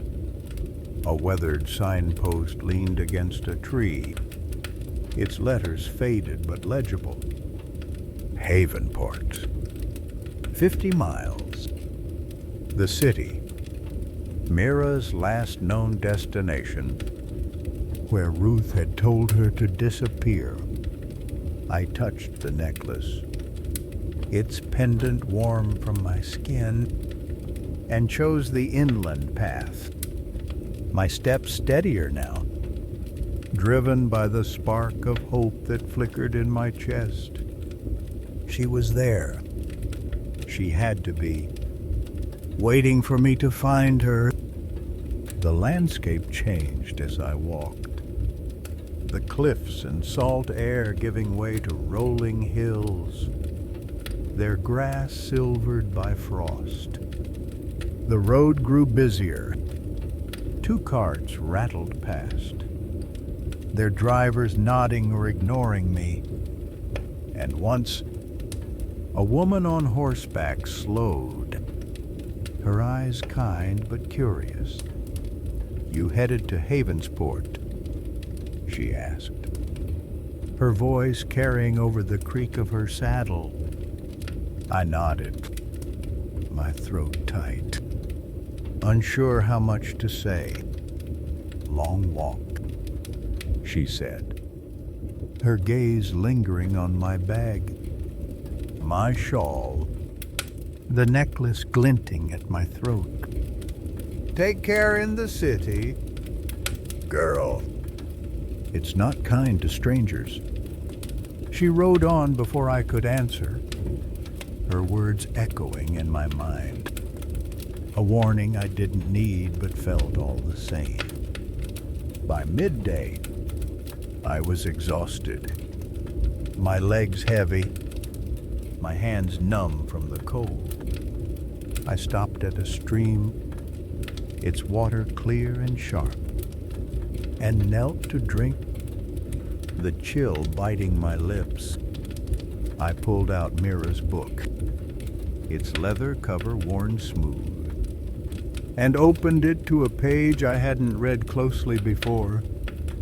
Her handwriting was faint, almost lost in the margin. The city is a maze, but it hides what you seek. My heart quickened. A new clue, a confirmation that I was on the right path. Below it, she'd underlined another passage from the waves. I am not one and simple, but complex and many. I traced the words, my fingers trembling, trying to understand. Was she telling me she'd changed, become someone new in the city? Or was it a warning? A hint that the truth was layered, tangled, like the maze she described? I tucked the book away and kept walking, the road stretching endlessly before me. The hills gave way to denser woods, their trees bare, their branches clawing at the sky. The air grew heavier, laced with the scent of pine and earth, and I felt the weight of being alone, truly alone, for the first time since I'd left our mother's house. I thought of her, sitting at that kitchen table, her tea cold, her eyes empty, and wondered if she knew I was gone. If she cared. The thought was a pang, sharp and fleeting, but I pushed it down. This wasn't about her, or me, or the life we'd lost. It was about Mira, about finding her, about keeping the promise we'd made as children. Night fell again, and I found shelter in an abandoned barn, its walls sagging, its air thick with dust and memory. I curled up in a corner, my shawl wrapped tight, the box and book beside me, the necklace a steady pressure against my heart. Sleep came in fragments, broken by dreams of Mira, her laughter, her fear, her hand slipping from mine as the waves pulled her away. I woke with a start, my breath ragged, the barn dark and silent, but her presence lingered, as real as the cold seeping into my bones. I reached for the box, opening it to touch the note, its words a lifeline. Keep going. The truth is deeper, but so are you. The next morning, I walked on, the road growing wider, the signs of the city closer, more carts, more voices, the faint hum of life in the distance. By late afternoon, I crested a hill, and there it was, Haven Sport, sprawling below like a creature alive, its rooftops glinting in the fading light, its streets a labyrinth of stone and shadow. My heart leapt, a mix of awe and fear. The necklace warm against my skin as if Mira were whispering, "You're here." But the city was vast, daunting, its size a reminder of how small I was, how impossible this search might be.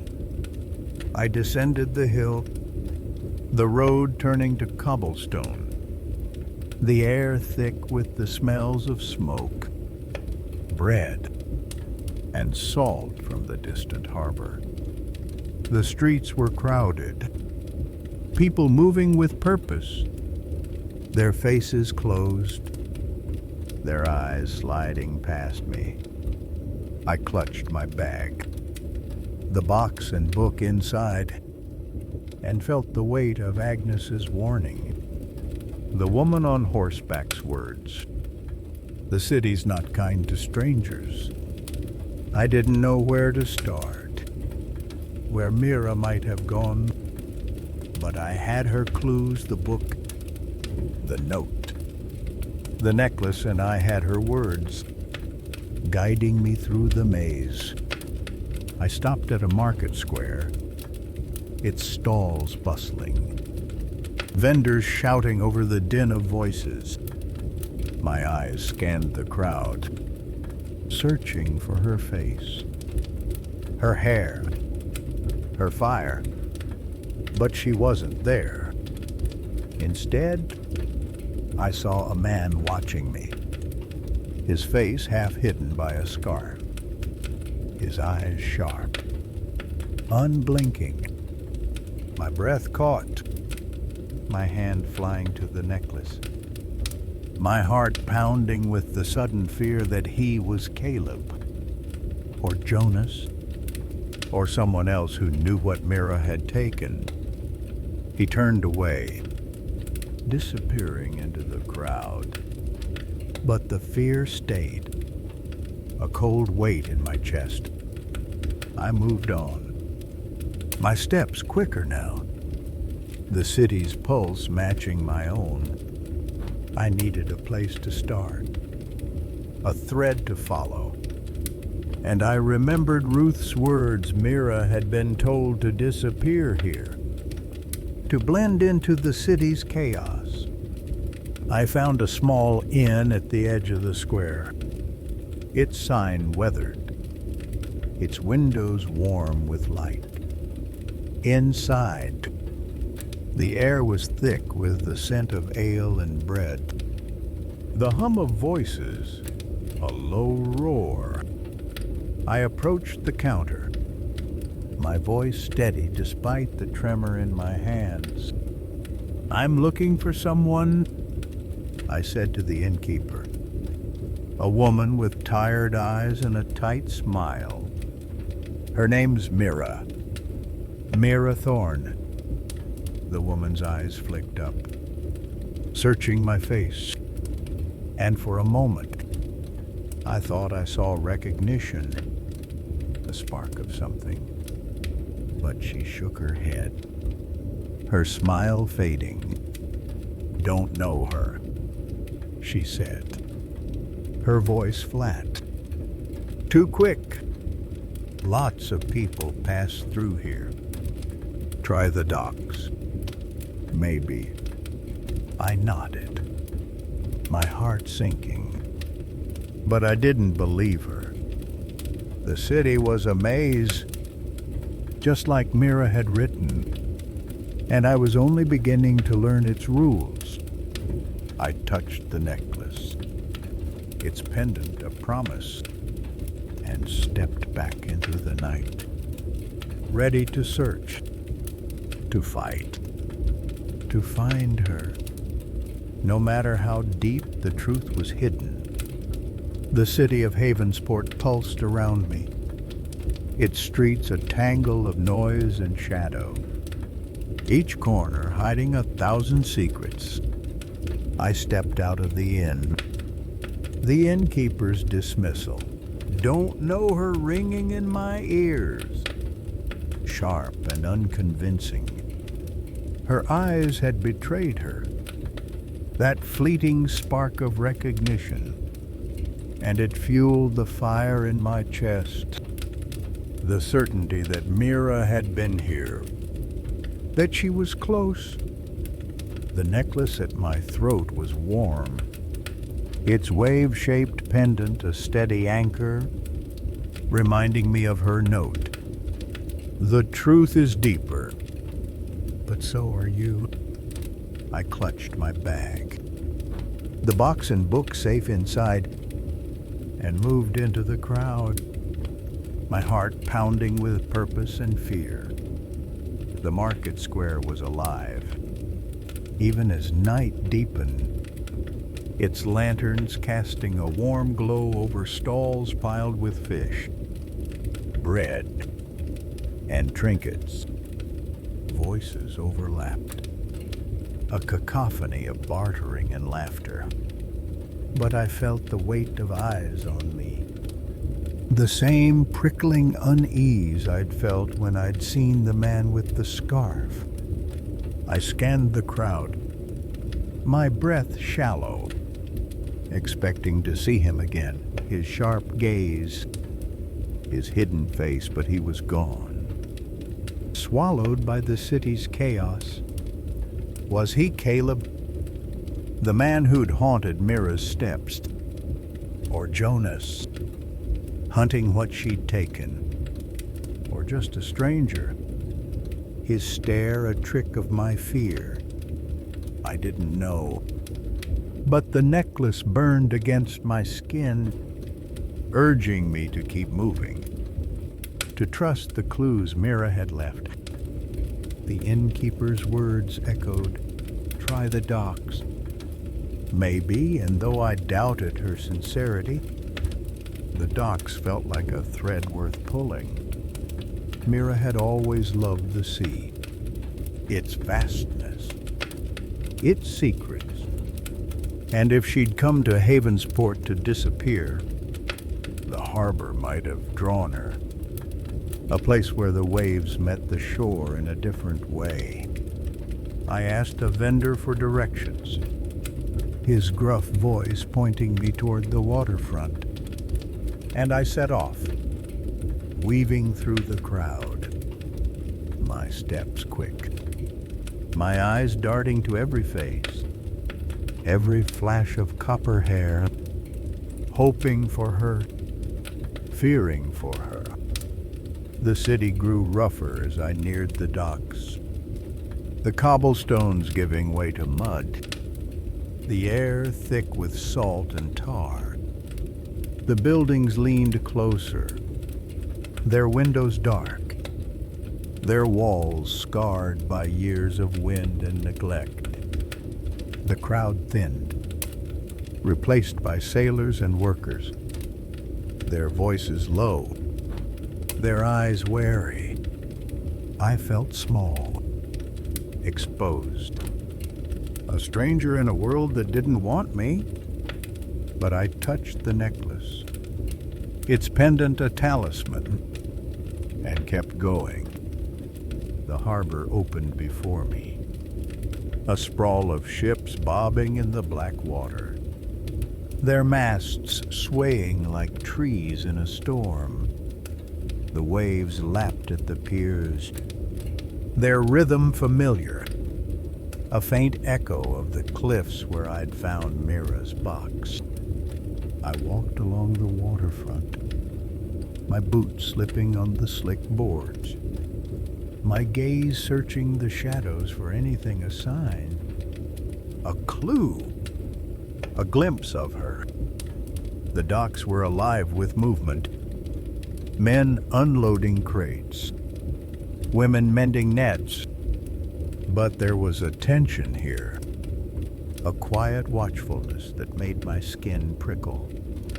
I stopped at a small tavern, its sign creaking in the wind, its windows fogged with warmth.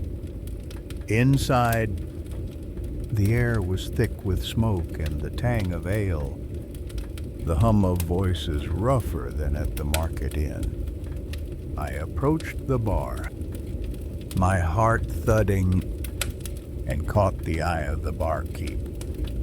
A man with a scarred hand and a face that gave nothing away. "I'm looking for someone," I said, my voice steady though my hands shook. "A woman named Mira Thorne. Red hair, about my height. Maybe passed through here a year ago?" The barkeep's eyes flicked over me, lingering on the necklace, then back to my face. He wiped a glass, his movement slow, deliberate, and shook his head. "Don't know her," he said, his voice flat.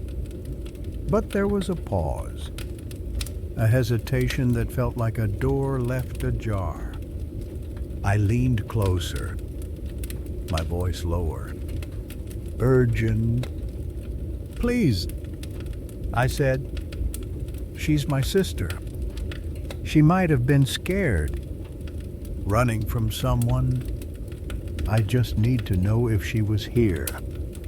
His eyes softened, just for a moment, and he glanced toward a woman sitting near the fire, her back to us, her hands busy with the length of rope. "Talk to Lena," he said, nodding toward her, his voice so low I barely heard it.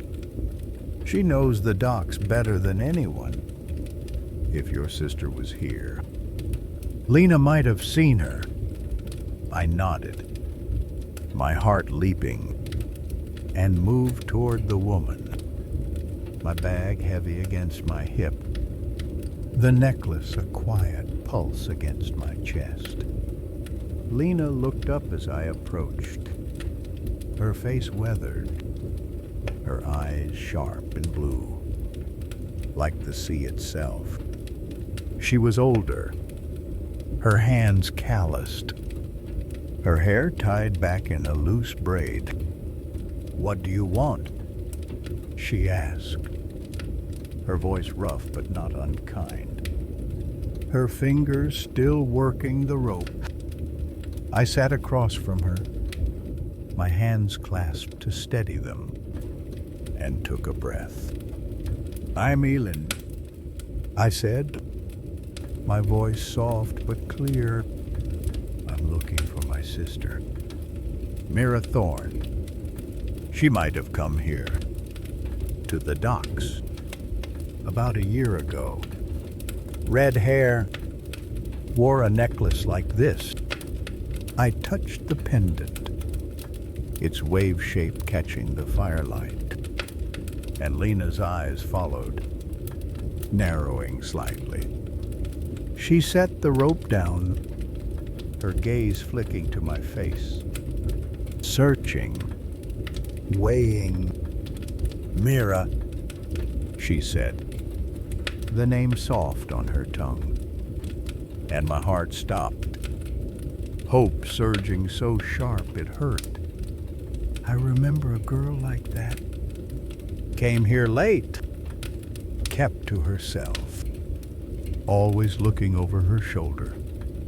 She worked the nets for a few weeks, didn't talk much, but she was good with her hands.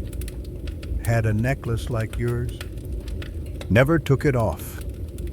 My breath caught, tears burning my eyes, and I leaned forward, my voice trembling. "That's her," I said, my hands gripping the table. "Where did she go? Is she still here?" Lena's expression darkened, her eyes dropping to the fire, her hands stilling. "She left," she said, her voice low, heavy, sudden, like she'd seen a ghost. "One night, she was here, mending nets. The next, she was gone. Left her pay behind. Didn't even take her things." My chest tightened, a cold dread mixing with the hope, and I pressed a hand to the necklace, its edges biting into my palm. "Did she say anything?" I asked, my voice barely holding together. "About where she was going, or why?" Lena hesitated, her eyes flicking to the door, then back to me. "She said something once," she said, her voice so soft I had to strain to hear. Late, when it was just us. Said she'd taken something she shouldn't have. Something that wasn't hers to keep. Said it was why she couldn't stay. Why she had to keep moving. I didn't ask what she didn't want to say, but I saw the fear in her. Girl. The kind that doesn't let you rest. My heart pounded. Jonas's name rising in my mind. His anger. His search for what Mira had stolen. Was there anyone else? I asked, my voice urgent. A man? Maybe. Looking for her. Someone named Caleb. Or Jonas. Lena's eyes widened. Just for a moment. And she leaned closer. Her voice a whisper. No Jonas, she said. But there was a man. A few days before she left. Tall. Quiet. Eyes like a wolf. He didn't ask for her by name. But he was watching. Asking about girls who worked the docks. I told her. Warned her. And that's when she ran. Caleb. It had to be him. His shadow stretching across the miles. Chasing her still. I swallowed. My throat tight. And pulled out Mira's book. Opening it to the page with her note about the city being a maze. She left this for me. I said. My voice raw, showing Lena the underlined passage, the scrawled words. She said the city hides what you seek. Do you know what she meant? Lena's eyes lingered on the book, her expression unreadable, but her hands twitched, as if she wanted to reach for it. The city's full of hiding places, she said finally. Alleys, safe houses, places people go to disappear. If she's still here, she's deep in that maze. Elin. But you need to be careful. That man, he's not the only one looking. I nodded, my heart racing. The necklace afire against my skin. I thanked Lena. My voice thick with gratitude and fear, and stood, tucking the book back into my bag. The tavern's noise closed around me.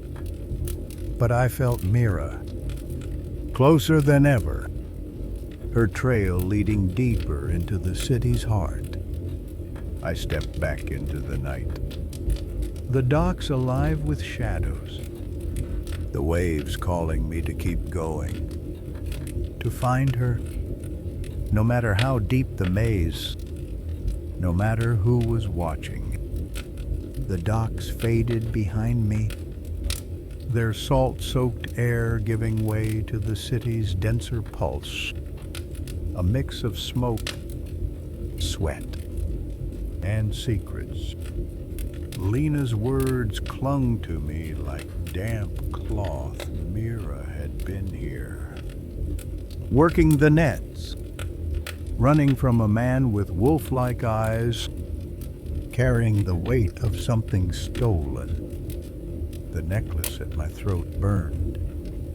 Its wave-shaped pendant a steady rhythm against my heart, echoing Mira's note. The truth is deeper, but so are you. I gripped my bag, the box and book safe inside, and moved deeper into Havensport's maze.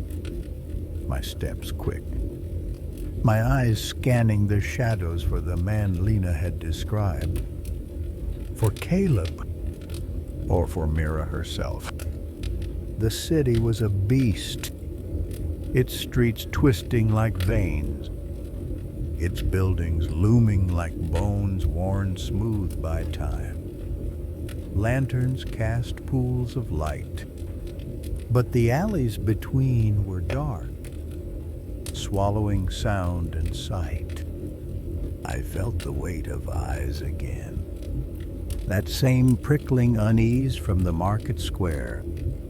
But when I turned, there was nothing, just the crowd, faceless and moving, carrying me along like a tide. I touched the necklace, its pendant grounding me, and remembered Lena's warning. The city's full of hiding places, but you need to be careful. I didn't know where to go, but Mira's book had spoken of a maze, of seeking, and I trusted her clues to lead me.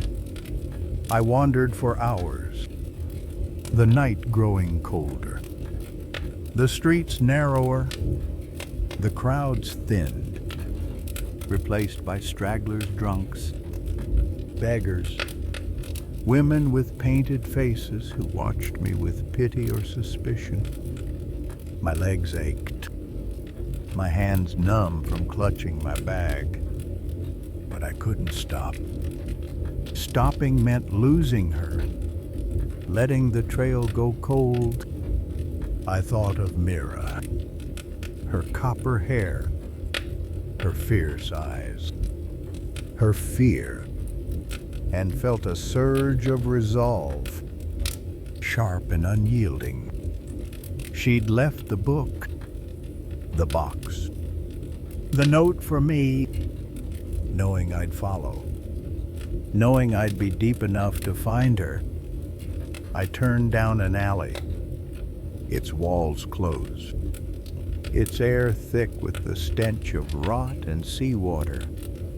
A faint glow flickered at the end, a lantern swaying above a door painted red, its wood chipped but sturdy. Something about it pulled at me, a tug in my chest, like the faded blue door in the village. I approached, my heart pounding, and saw a sign above it, the letters barely legible. The Tide's Rest. The name sent a shiver through me.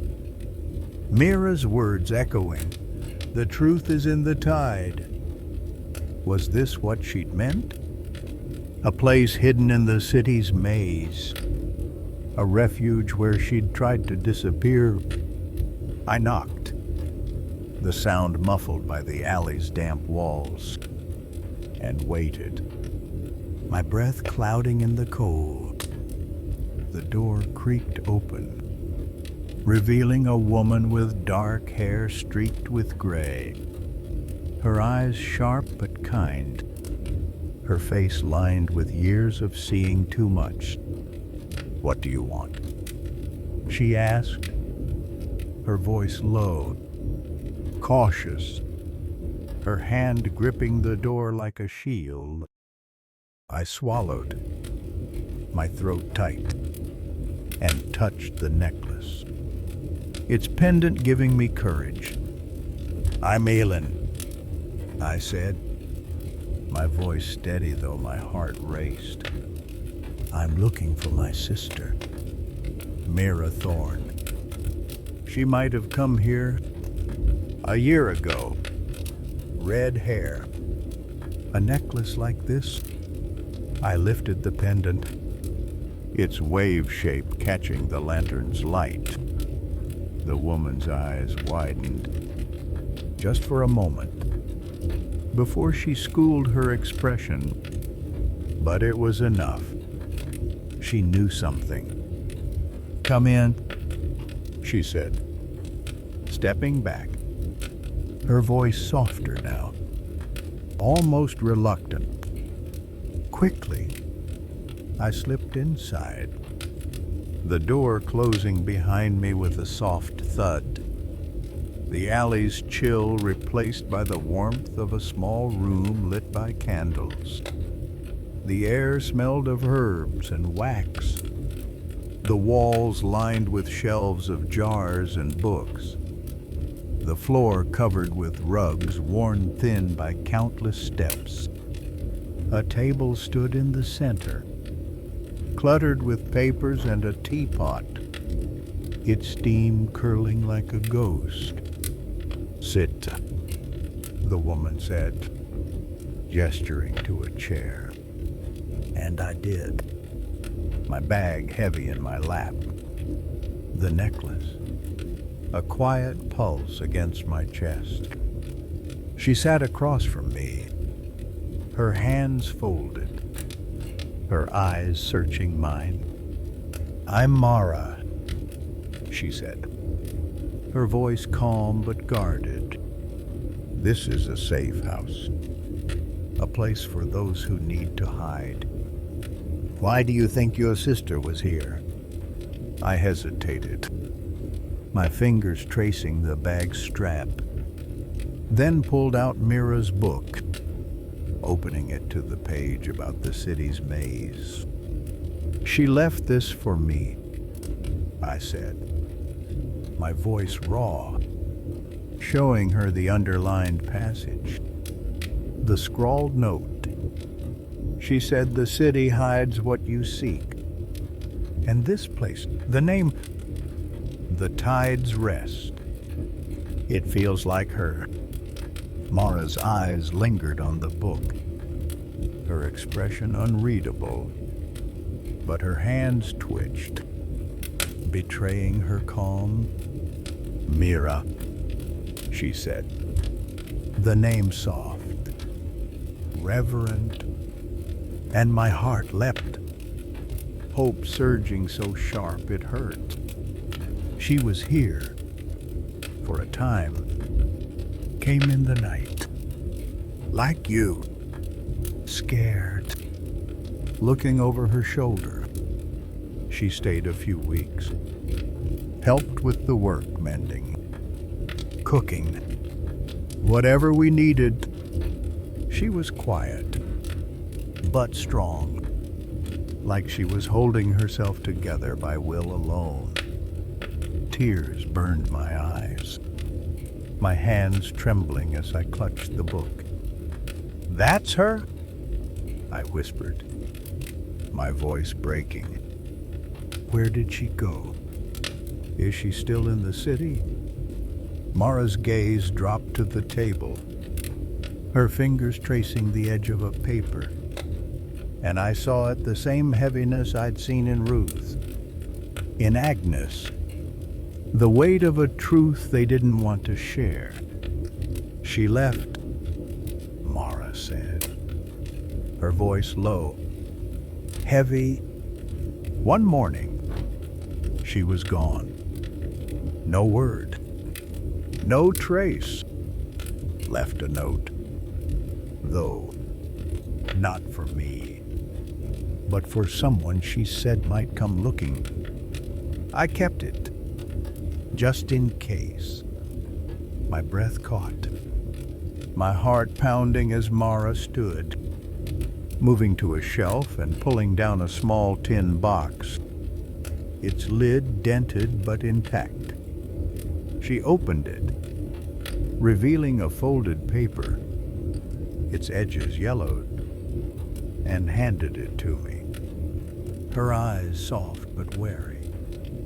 I unfolded it with trembling hands, Mira's handwriting staring back at me, faint but unmistakable. "Elin, if you're reading this, you're too close. Stop. Live." I took what I had to keep it from him. "But it's not yours to carry. I love you. Always." My throat closed, tears spilling down my cheeks, and I pressed the note to my chest, the necklace biting into my skin. "She didn't want you to follow," Mara said, her voice gentle but firm. Sitting again, her hands folded, she said you were her light, the one thing she couldn't lose, whatever she took, whatever she was running from. She wanted it to end with her. I shook my head, my voice raw, ragged. I can't stop, I said, my tears falling freely now. She's my sister. I need to find her, to know she's safe. Mara's eyes held mine, and I saw it a flicker of understanding, of sorrow, of something she wasn't saying. There was a man, she said finally, her voice so low I had to lean closer. He came a few days after she left, asking about a girl with red hair, a necklace like yours. Tall, with eyes that cut through you. He didn't give a name, but he was dangerous. Elin. I told him nothing, sent him away. But he didn't leave the city. He's still here, somewhere, watching. Caleb, it had to be. His shadow trailing her. Now trailing me. My heart raced. Fear and resolve tangling inside me. And I touched the necklace, its pendant of fire against my skin. What did she take? I asked, my voice urgent. The note still clutched in my hand. Mara hesitated, her eyes flicking to the door, then back to me. She never said, she admitted, but it was something small, something she kept close, like it was part of her. She'd check it, late at night, when she thought no one was watching, like it was a secret she couldn't let go. I thought of Jonas, his anger, his search, and wondered if it was the same thing he'd been hunting, if it was why Mira had run so far, so fast. I stood, tucking the note into the box, the book back into my bag, the necklace heavy against my heart. Thank you, I said, my voice thick with gratitude and fear. Mara watched me, her eyes heavy with worry, but she nodded, standing to lead me to the door. Be careful. Elin, she said, her voice a whisper. The city's a maze, and not everyone who enters finds their way out. I stepped back into the alley, the red door closing behind me. The night colder now, the city's pulse louder, calling me deeper, to find Mira, to face Caleb, to uncover the truth, no matter how deep it was buried. The alley closed around me as I left the tide's rest. The red door's soft thud echoing in my ears like a heartbeat fading into the night. Mara's words, Mira's note, Caleb's lingering shadow. The secret Mira carried pressed against my chest, heavier than the necklace at my throat. Its wave-shaped pendant burned, a quiet fire, tethering me to her plea, stop, live. But I couldn't, not when I was so close. Not when her fear, her love, her clues were woven into every step I'd taken. I clutched my bag, the box, book, and new note safe inside, and moved deeper into Havensport's maze. The city's pulse a drumbeat of danger and hope. The night was colder now, the air sharp with salt and smoke. The streets narrower, their shadows deeper. Lanterns flickered, casting jagged light across the cobblestones, but they couldn't pierce the darkness pooling in the alleys. I felt eyes again, that same prickling unease from the market, the docks. But when I turned, there was nothing, just the city, alive and indifferent, swallowing my fear. Mira's words echoed, "The city is a maze, but it hides what you seek." I trusted her, trusted the necklace, the notes, the book, to guide me. But the maze was tightening, and I wasn't sure I could find my way out. I walked without direction, my legs heavy, my breath clouding in the cold. The note Mara had given me was a wound, its words, Mira's words, cutting deeper than I'd expected. "Elin, if you're reading this, you're too close. Stop. Live." She'd wanted me to turn back, to let her go. But how could I? She was my sister, my compass, the fire that had kept me warm in a world too cold. I thought of Caleb, his wolf-like eyes, his control, and Jonas, his scar, his anger, both hunting her, both tied to the secret she'd stolen. What was it? Something small, Mara had said. Something Mira kept close, like a piece of her soul. The streets grew quieter. The crowd's gone, replaced by the occasional clatter of a cart or the murmur of voices behind shuttered windows.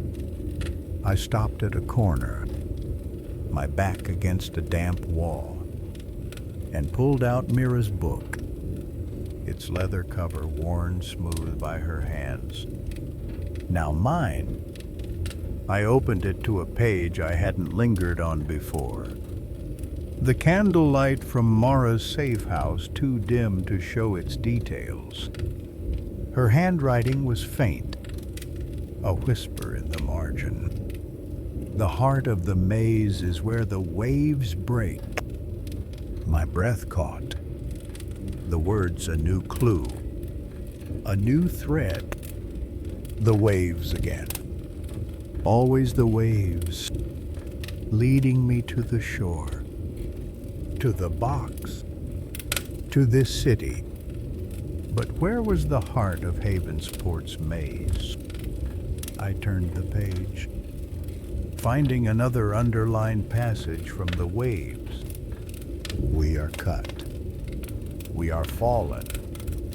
We are the fragments of a mirror.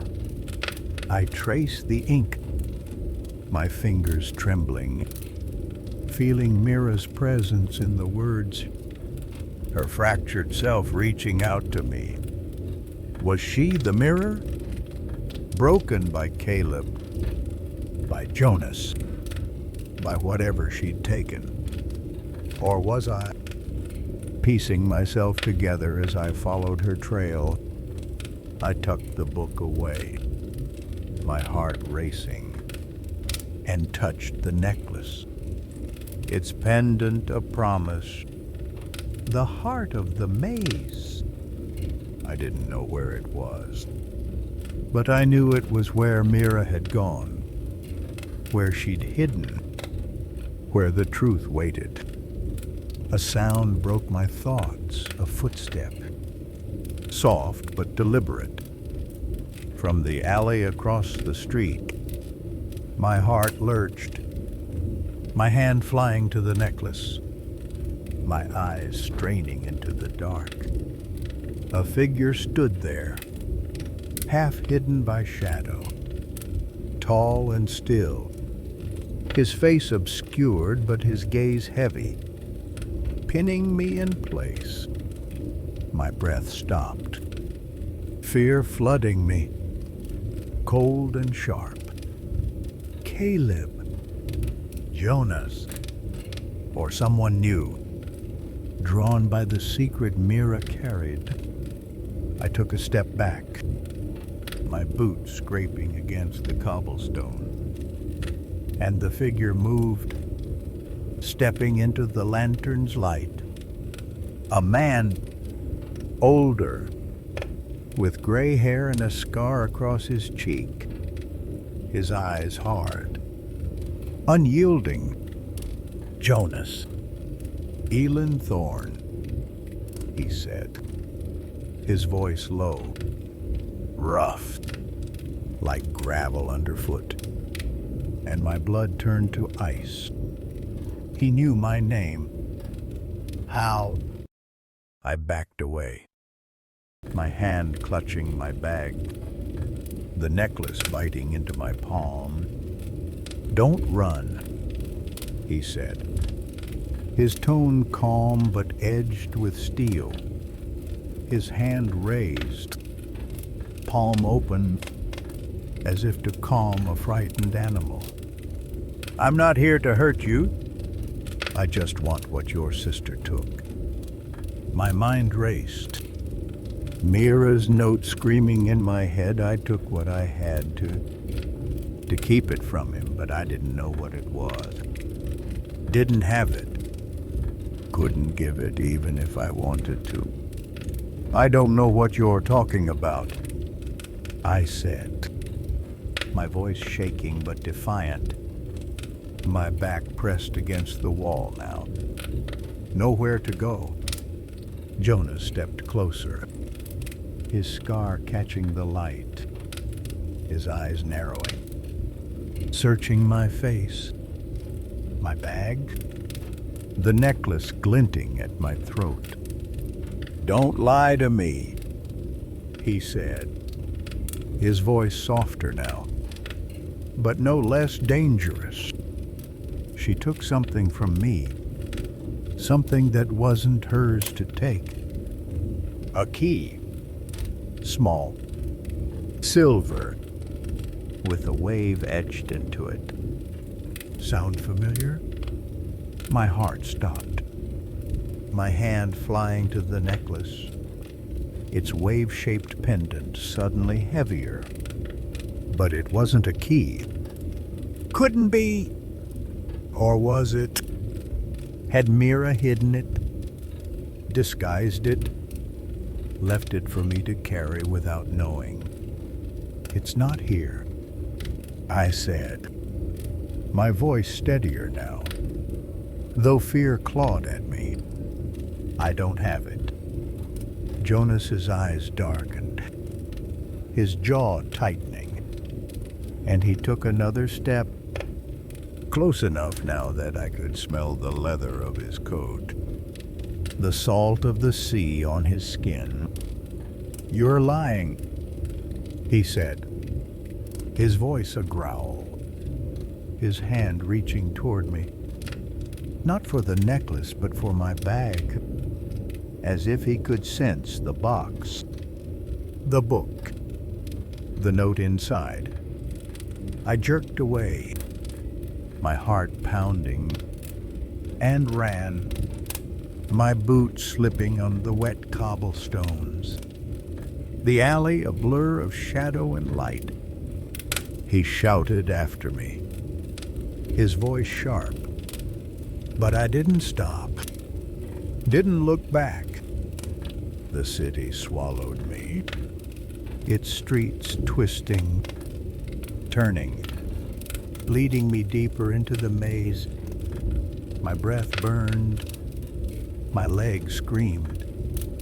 But I ran, the necklace bouncing against my chest, the bag heavy against my hip. I didn't know where I was going, only that I had to get away, had to protect what Mira had left me, had to find her before Jonas or Caleb did. The key, a silver key with a wave etched into it. Was it the necklace or something else? Hidden in the box, the book, the notes. I didn't know.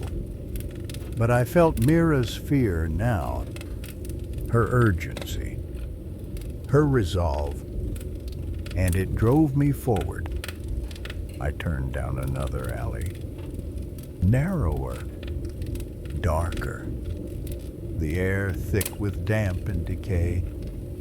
I stopped, my back against a wall, my breath ragged, listening for footsteps, for Jonas, but there was only the city's hum, the distant cry of gulls. I slid to the ground, my hands trembling as I opened my bag, pulling out the box, the book, the note from Mira. I checked the box empty, save for the note from the shore. I flipped through the book, its pages marked with Mira's words, but no key, no hidden compartment. The necklace.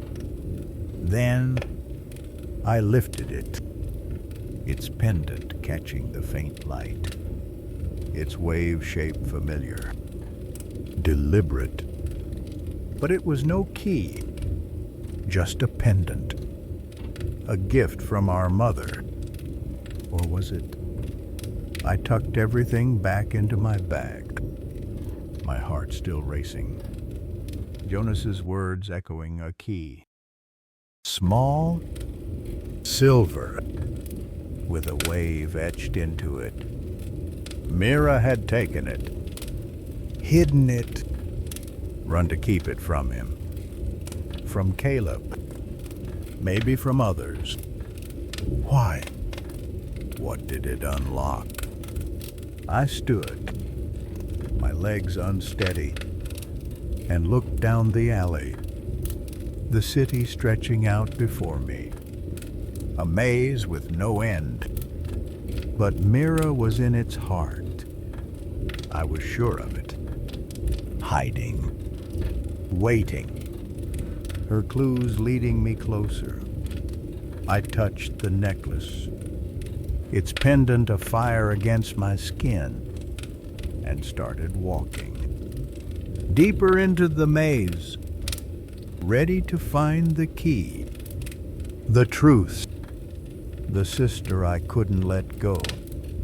The alley's shadows clung to me as I moved, my heart still pounding from Jonas's voice, his scarred face, his demand for the silver key with a wave etched into it. The necklace at my throat felt heavier, its wave-shaped pendant no longer just a memory of Mira, but a question, a potential secret I'd carried without knowing. I gripped my bag, the box, book, and notes inside, and hurried through Havensport's maze, the city's pulse a chaotic rhythm of fear and resolve.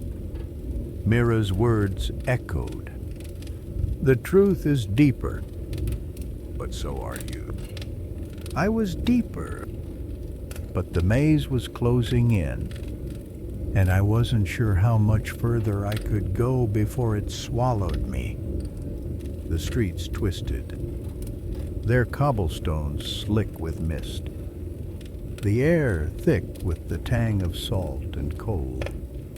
Lanterns flickered, their light barely reaching the alleys, where shadows moved like living things. I felt Jonas behind me, his presence a weight, even though I'd lost him in the chase. Or had I? Every sound a creak, a footstep, a whisper made me flinch. My hand flying to the necklace, my eyes scanning the dark for his scar, his anger, or for Caleb, whose wolf-like eyes haunted Mira's trail. I didn't know what the key unlocked, but it was why she'd run, why she'd hidden, why I was here, chasing her through a city that didn't want to be known. I stopped at a narrow bridge, its stone arch spanning a canal that glinted black under the moonlight. My breath was ragged, my legs trembling, but I couldn't rest. Not yet. I leaned against the railing, the cold stone grounding me, and pulled the necklace from under my shawl, holding it up to the light. The pendant was small, silver, its wave-shape delicate but deliberate, just as Jonas had described, but it wasn't a key, no ridges, no teeth, just a smooth, flat surface. Had Mira disguised it, crafted it to look like something else? Or was the key elsewhere, hidden in the box, the book, the notes I carried? I tucked it back, my heart racing, and opened my bag, needing to check, needing to be sure. The box was empty, save for the note from the shore. Its words keep going. The truth is deeper, a plea I couldn't ignore. I flipped through the book, Mira's copy of The Waves, its pages marked with her handwriting. But no key fell out. No hidden pocket revealed itself. I paused on a page I'd skimmed before, her scrawl bolder here. The heart of the maze is where the waves break, but only the brave see it. My breath caught. The words a beacon, pointing me to the heart of Havensport, to the place where Mira's trail converged. But where was it? The docks, the tide's rest, or somewhere else, deeper in the city's veins. A sound snapped me back, a splash, soft but close. From the canal below, I froze, my hand on the book, my eyes darting to the water, its surface rippling, reflecting the moon's fractured light. Someone was there, watching, waiting. I stood, my bag slung over my shoulder, and backed away, my boots silent on the stone. The bridge was empty, but the shadows beneath it moved. A figure stepping into the moonlight tall, lean, with eyes that glinted like a predator's. Not Jonas, Caleb. My heart stopped, fear flooding me, cold and sharp. He didn't speak, just watched, his gaze locking onto the necklace. Then my face, his expression unreadable but heavy with intent. I turned to run, but he was faster, crossing the bridge in 3 strides, his hand catching my arm, not tight but firm, like he'd done to Mira in the village, like he owned the space between us. "Don't," he said, his voice low, smooth, a blade wrapped in silk. "I'm not here to hurt you, Elin." I just want to talk. I yanked my arm free, my breath shallow, my hand clutching my bag, the necklace burning against my skin. "Stay away from me," I said, my voice shaking but defiant, my eyes locked on his, searching for the man who'd scared Mira, who'd driven her away. He was younger than I'd imagined, his face sharp, almost handsome, but his eyes were cold, calculating, like the sea before a storm. "You're looking for her," he said, his voice calm, almost gentle, but it sent a shiver through me. "Mira, I can help you find her, but you need to give me what she took. The key." He wanted it. "To," just like Jonas, but his tone was different, less angry, more possessive. I took a step back, the railing pressing against my spine, the canal's dark water below. "I don't have it," I said, my voice steadier now, though my heart was a drumbeat of fear. "I don't know what it is." Caleb's eyes narrowed, his head tilting, like he was weighing my words, deciding if I was lying. "She told you," he said, his voice softer, almost a whisper, maybe not in words. "But she left you something, the necklace, maybe, or that book you're carrying. Give it to me, and I'll tell you where she went." My hand flew to the necklace, protective, instinctive, and his eyes followed, a flicker of interest crossing his face. "It's not a key," I said, my voice sharp, desperate to convince him, to keep him from taking it. "It's just a pendant from our mother." Caleb stepped closer, his presence overwhelming, the air between us thick with tension. "Then show me," he said, his voice low, commanding, his hand outstretched, waiting. I hesitated, my heart racing, knowing I couldn't let him touch it, couldn't let him take the one piece of Mira I had left. I bolted, ducking under his arm, my boots slipping on the wet stone as I ran across the bridge. Into the alley beyond, he shouted after me, his voice sharp. But I didn't stop, didn't look back. The city swallowed me again, its streets a labyrinth, its shadows my only refuge.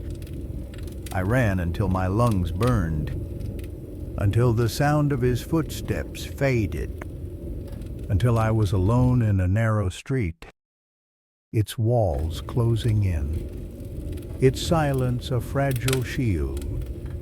I sank to the ground, my back against a crate, my breath ragged, my hands trembling as I clutched my bag. The necklace, the weight of everything Mira had left me. I pulled out the book, my hands shaking, and opened it to the page about the heart of the maze, needing her words, her guidance. Beneath the underlined passage, I noticed something new, a faint sketch, almost invisible in the moonlight.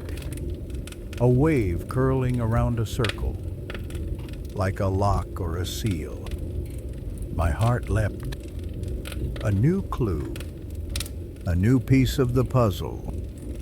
Was this the key's mark? The wave Jonas described?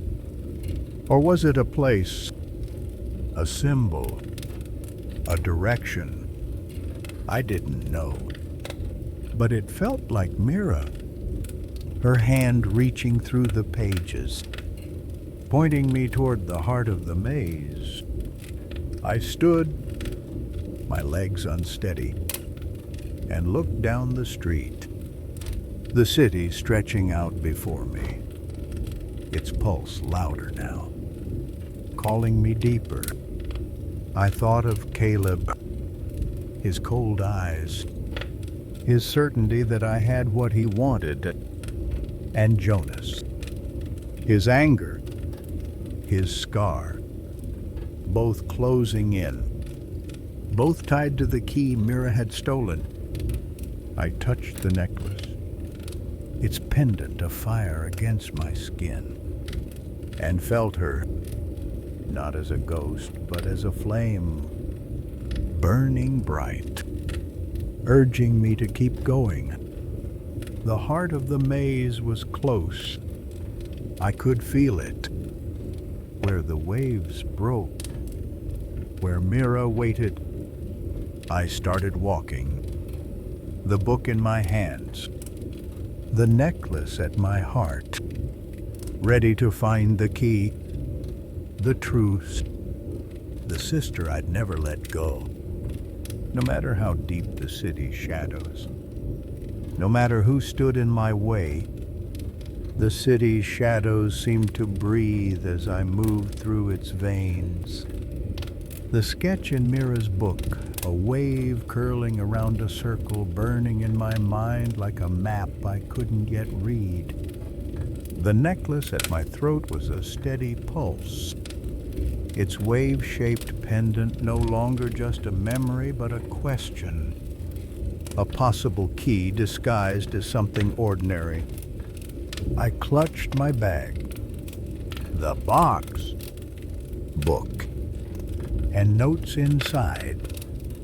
My steps quick but cautious, every sound a reminder of Caleb's cold eyes, Jonas's scarred face, both hunting the silver key Mira had stolen.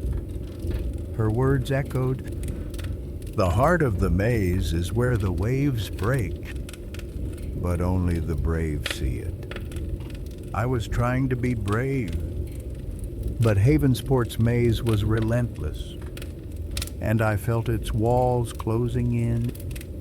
The street I'd stumbled into was narrow, its cobblestones uneven, its buildings leaning like old men sharing secrets. The air was thick with damp and decay. The faint tang of salt carried from the harbor, a whisper of the waves that guided me.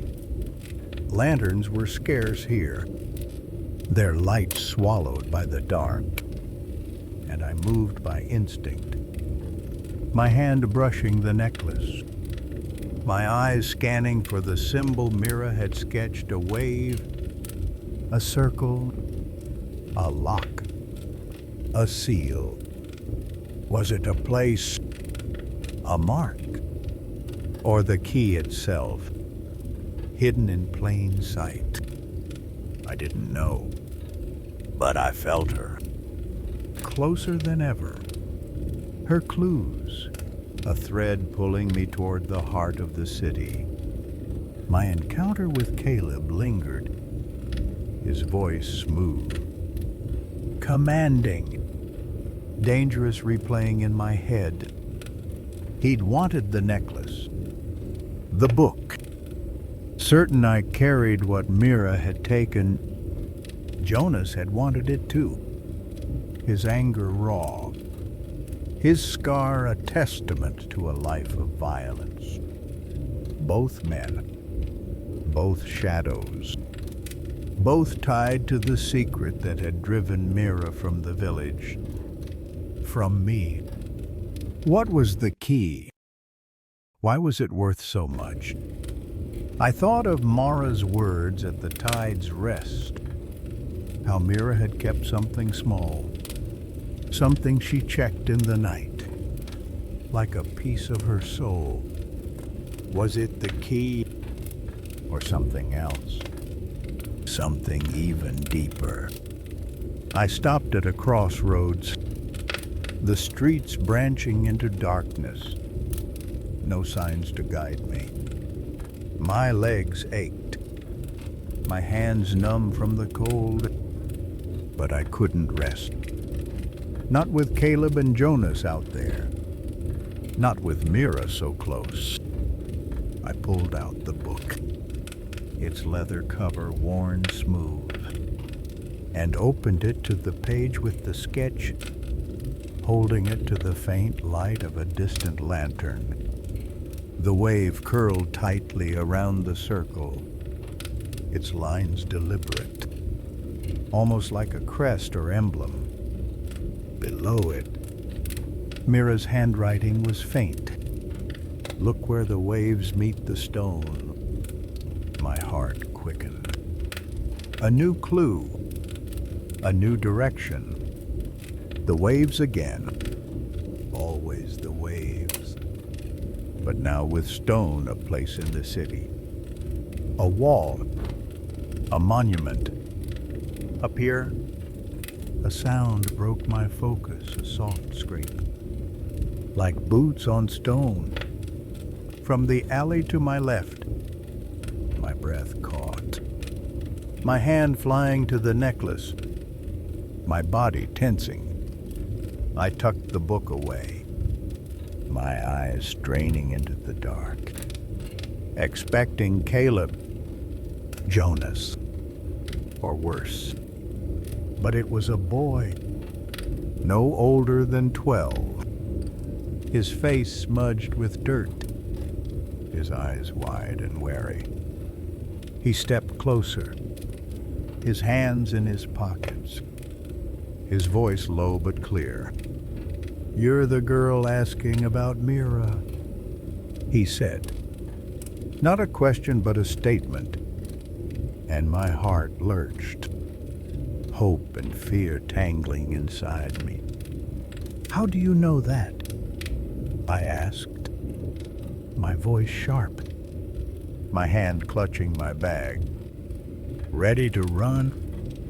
The boy shrugged, his eyes flicking to the necklace, then back to my face. "Word gets around," he said, his tone casual but his gaze sharp, like he saw more than he let on. "I heard you at the docks, at the tavern, Lena's place. You're looking for the red-haired girl, right? The one who ran." I nodded, my heart pounding, unsure whether to trust him, but desperate for anything he might know. "Did you see her?" I asked, my voice softer now, pleading.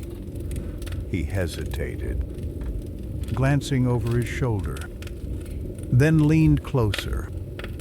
"Maybe," he said, his voice a whisper. "She was kind to me, gave me bread when I was hungry. She worked at the docks, but she didn't stay long. Said she had to go where the waves met the stone." Sounded like a riddle, but she meant it. My breath stopped, Mira's words from the book echoing his, a confirmation that I was on the right path. "Where's that?" I asked, my voice urgent, leaning closer. "Where did the waves meet the stone?" The boy's eyes narrowed, his expression shifting, like he was weighing whether to trust me. "There's a place," he said finally, his voice low, cautious. "Old pier, at the edge of the harbor, where the city wall meets the water. Stones carved there, Old markings, waves and circles, like a seal. People say it's cursed. But Mira, she went there. More than once. I saw her, late at night, looking at the stones, like she was searching for something. My heart leapt. The sketch in the book coming alive, a wave, a circle, a place where the waves met the stone. Take me there, I said, my voice steady though my chest was tight with fear and hope. The boy hesitated, his eyes flicking to the alley, then back to me. It's not safe, he said, his voice softer now, almost a warning. There's men looking for her, for you. One with a scar, another with eyes like a wolf. They ask questions. Watch the streets. You go there. They might follow. Caleb. Jonas. My stomach twisted, but I couldn't stop. Not now. Not when I was so close. I don't care, I said, my voice fierce. My hand on the necklace, its pendant afire against my skin. I need to find her. Please. The boy studied me, his eyes old beyond his years, and nodded. A small, reluctant gesture.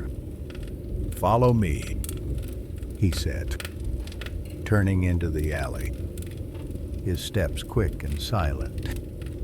I followed, my bag heavy, my heart racing, the city's maze tightening around us, leading me to the place Mira had gone, to the heart where the waves broke. We moved through the streets, the boy a shadow ahead of me, dodging alleys, avoiding lanterns. His knowledge of the city a map I couldn't read. The air grew sharper, the salt stronger, the harbor's hum louder as we neared the water.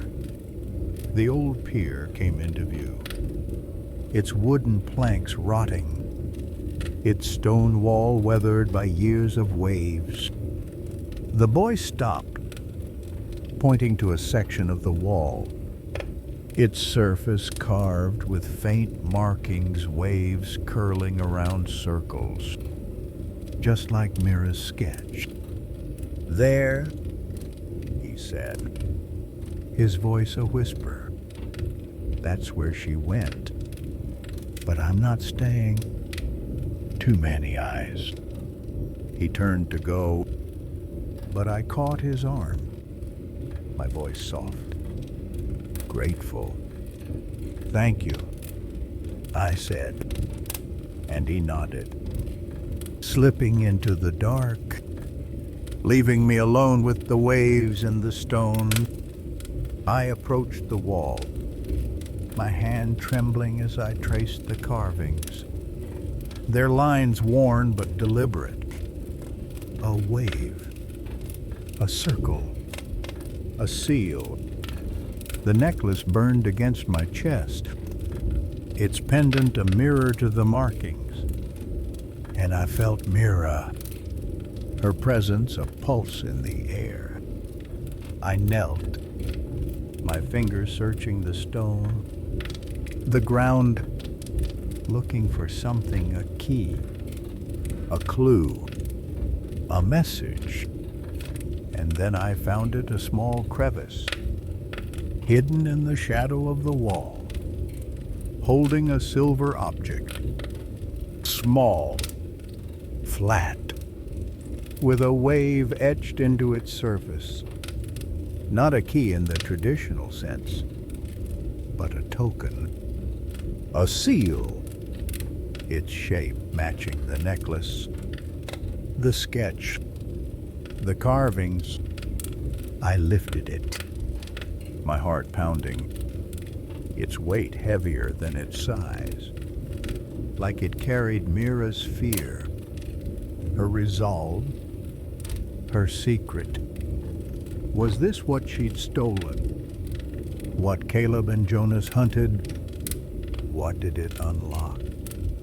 I tucked it into my bag beside the box, the book, the notes, and stood, the waves crashing behind me, their rhythm a chorus of memory and truth. The heart of the maze was here, where the waves broke, and I was in it, deeper than ever, with the token in my hand.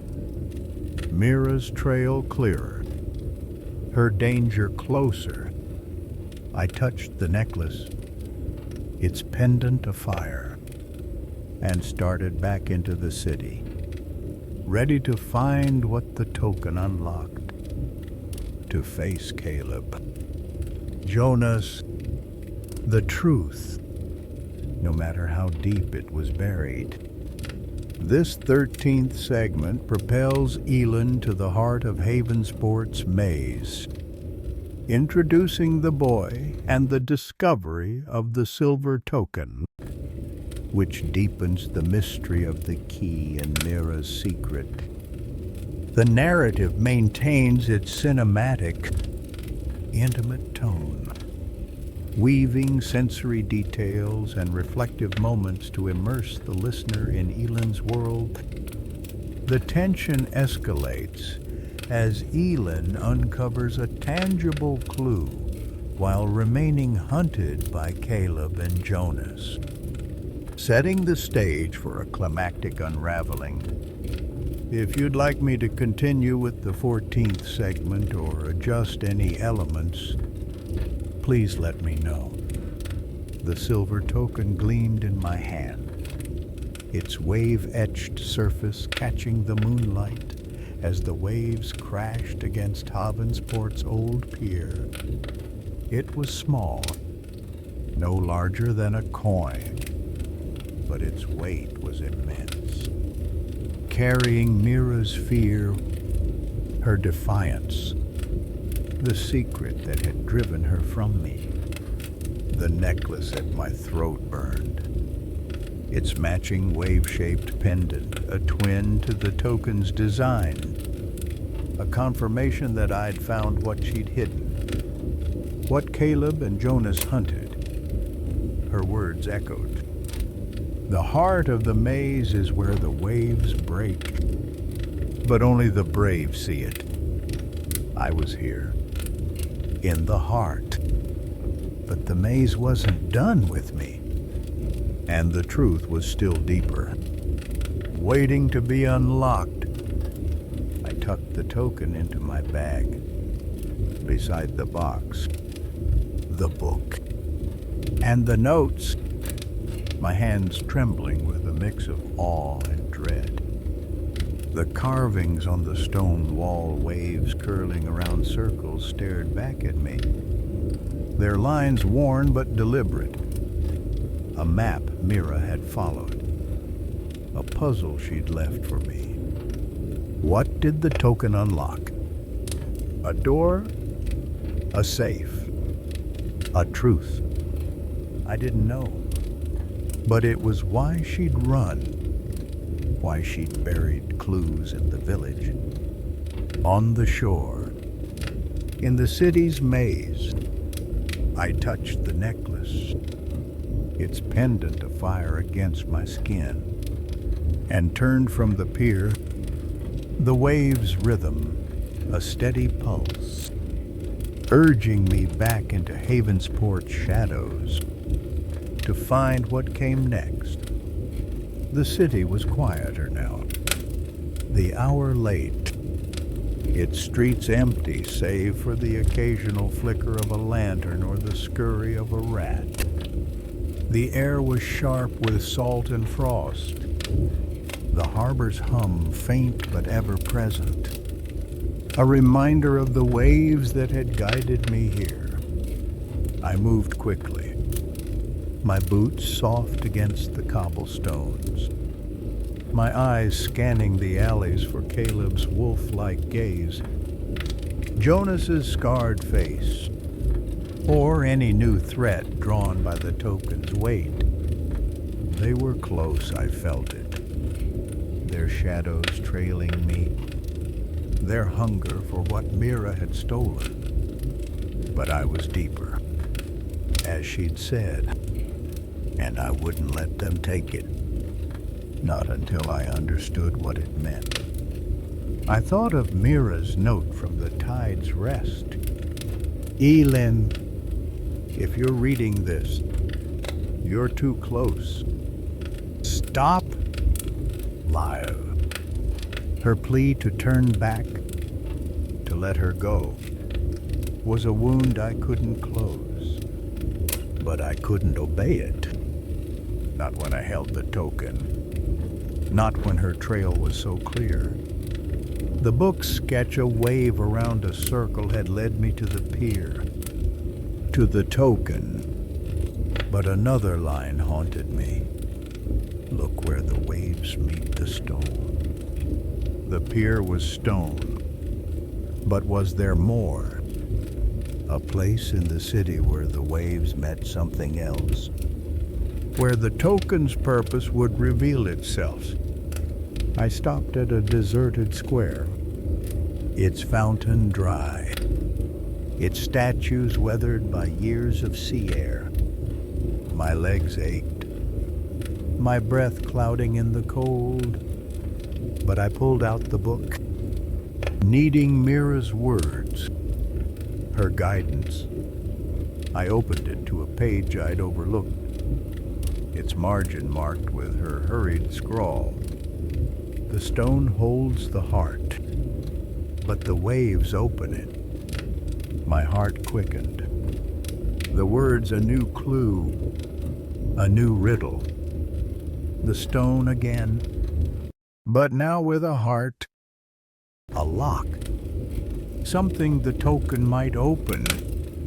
I flipped to another page, finding a faint drawing, a wave-etched circle, like the token, but larger, embedded in a wall, with an arrow pointing down, as if to a hidden door. My breath caught, a spark of clarity cutting through the fog.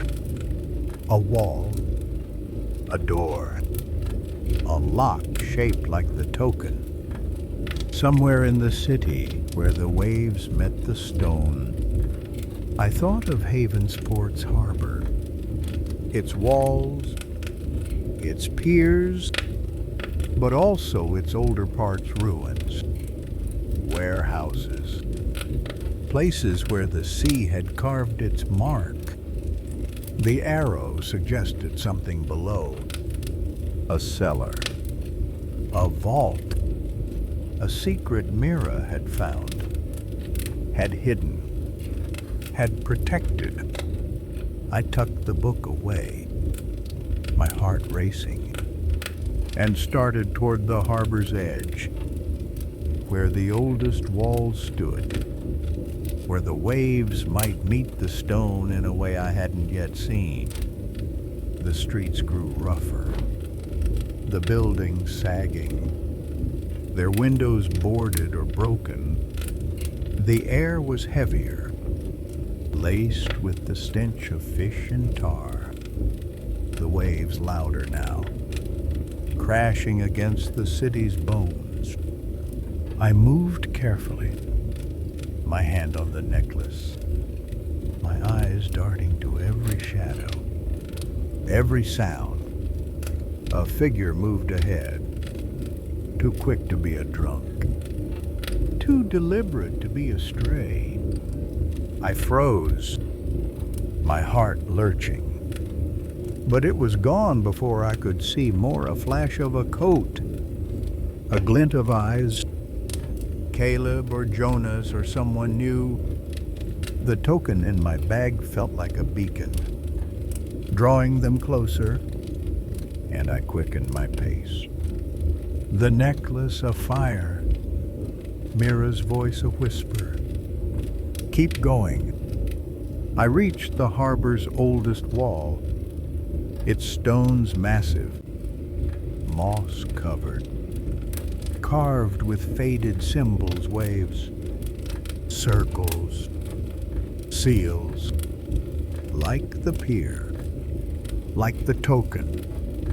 The waves crashed below, their spray cold against my skin, and I ran my hands along the wall, searching for a crevice, a lock, a door. The carvings were intricate, telling a story of the sea, of secrets, but nothing matched the token's shape. I followed the wall, my fingers tracing every seam, until I found it a small, circular indentation, hidden in the shadow of a crumbling arch, its center etched with a wave. Just like the token, my heart stopped, my hands trembling as I pulled the token from my bag, its silver glinting in the moonlight. It fit perfectly, sliding into the indentation with a soft click, the wall shuddering as if alive. A seam appeared, a hidden door, its edges grinding as it opened, revealing a narrow staircase descending into darkness, the air damp and heavy with salt. The waves' roar was louder here, echoing from below, and I felt Mira, her presence a pulse, pulling me down into the heart of the maze, where the waves broke, where the truth waited. I hesitated, my hand on the necklace, fear clawing at me. Caleb was out there, Jonas too, and this door, this place, was what they wanted, what Mira had died to protect or lived to hide. I pulled out the book, flipping to the page with the arrow, and found another note, faint but clear. Elin, if you find this, you're in the heart. Be careful. It's not just a key. It's everything. My throat closed, tears burning my eyes. But I couldn't turn back. Not now. Not when I was so close. I tucked the book away, the token still in the lock, and stepped onto the staircase, the door grinding shut behind me, sealing me in. The darkness was absolute, the air cold and wet, the waves' rhythm a drumbeat in my chest. I moved slowly, my hand trailing along the damp wall, my other clutching the necklace, its pendant alight in the dark. The staircase spiraled down, its steps slick, its end hidden. But I felt Mira, her courage, her fear, guiding me. A faint glow appeared below, a flicker of torchlight, and I stopped, my breath shallow, listening for movement, for danger. Voices low, urgent. Male drifted up, too faint to make out, but enough to send a chill through me. Caleb, Jonas, or someone else. Guarding what Mira had hidden, I crept closer, my heart pounding, the necklace burning against my skin. The staircase opened into a chamber, its walls carved with waves and circles, its floor slick with seawater, a pool at its center reflecting the torchlight. Two men stood near it, their backs to me, their voices sharp, arguing. One was tall, lean, his coat dark. Caleb, I was sure. The other was older, his posture stiff, a scar visible on his cheek. Jonas. My breath stopped, fear flooding me, but I stayed hidden. My hand on the necklace, my eyes scanning the chamber for Mira, for what the token had unlocked. The silver token rested heavy in my bag, its wave-etched surface a secret that burned brighter than the necklace at my throat. I stood by the old pier, the carved stone wall behind me, its waves and circles a mirror to Mira's sketch, to the pendant, to the token itself. The sea crashed against the pier, its rhythm relentless, echoing her words. The heart of the maze is where the waves break.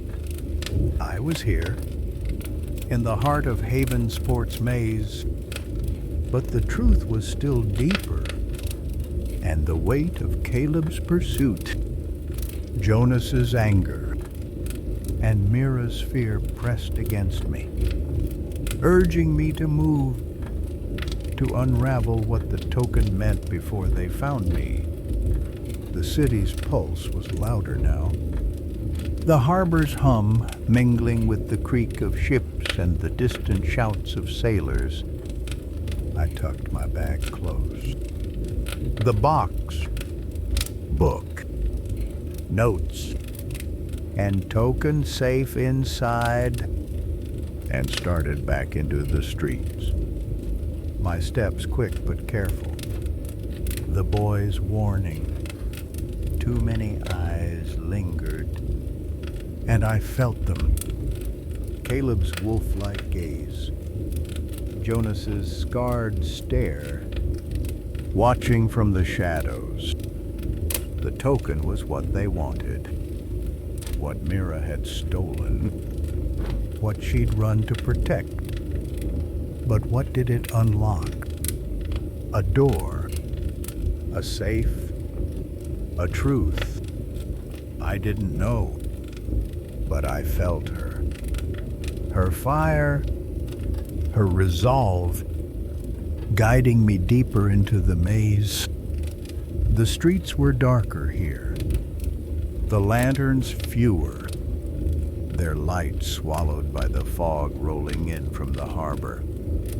The air was thick, damp, carrying the scent of salt and tar, and I moved by instinct, my hand brushing the necklace, its pendant a steady pulse against my heart. Mira's note from the tide's rest echoed, stop, live. But I couldn't. Not when I held the token. Not when I was so close to understanding why she'd run, why she'd left me. I thought of the book, its pages marked with her words, and the sketch a wave, a circle, a seal. The token matched it, but it was only part of the puzzle. A key to something larger, something hidden in the city's heart. I turned down an alley, its walls closed, its cobblestones slick with mist. The fog thickened, muffling sound, turning the city into a dream where every shadow could be Caleb, Jonas, or Mira herself. I stopped, my breath shallow, and pulled out the book, needing her words, her clues. I opened it to the page with the sketch, the wave curling around the circle, and noticed something I'd missed, a faint word, scrawled in the corner, almost invisible. Sanctuary. My heart leapt. A new thread, a new direction. Was it a place? A name? The heart of the maze, where the waves broke, where Mira had gone to hide. A sound broke my thoughts, a soft crunch, like boots on gravel, from the alley's end.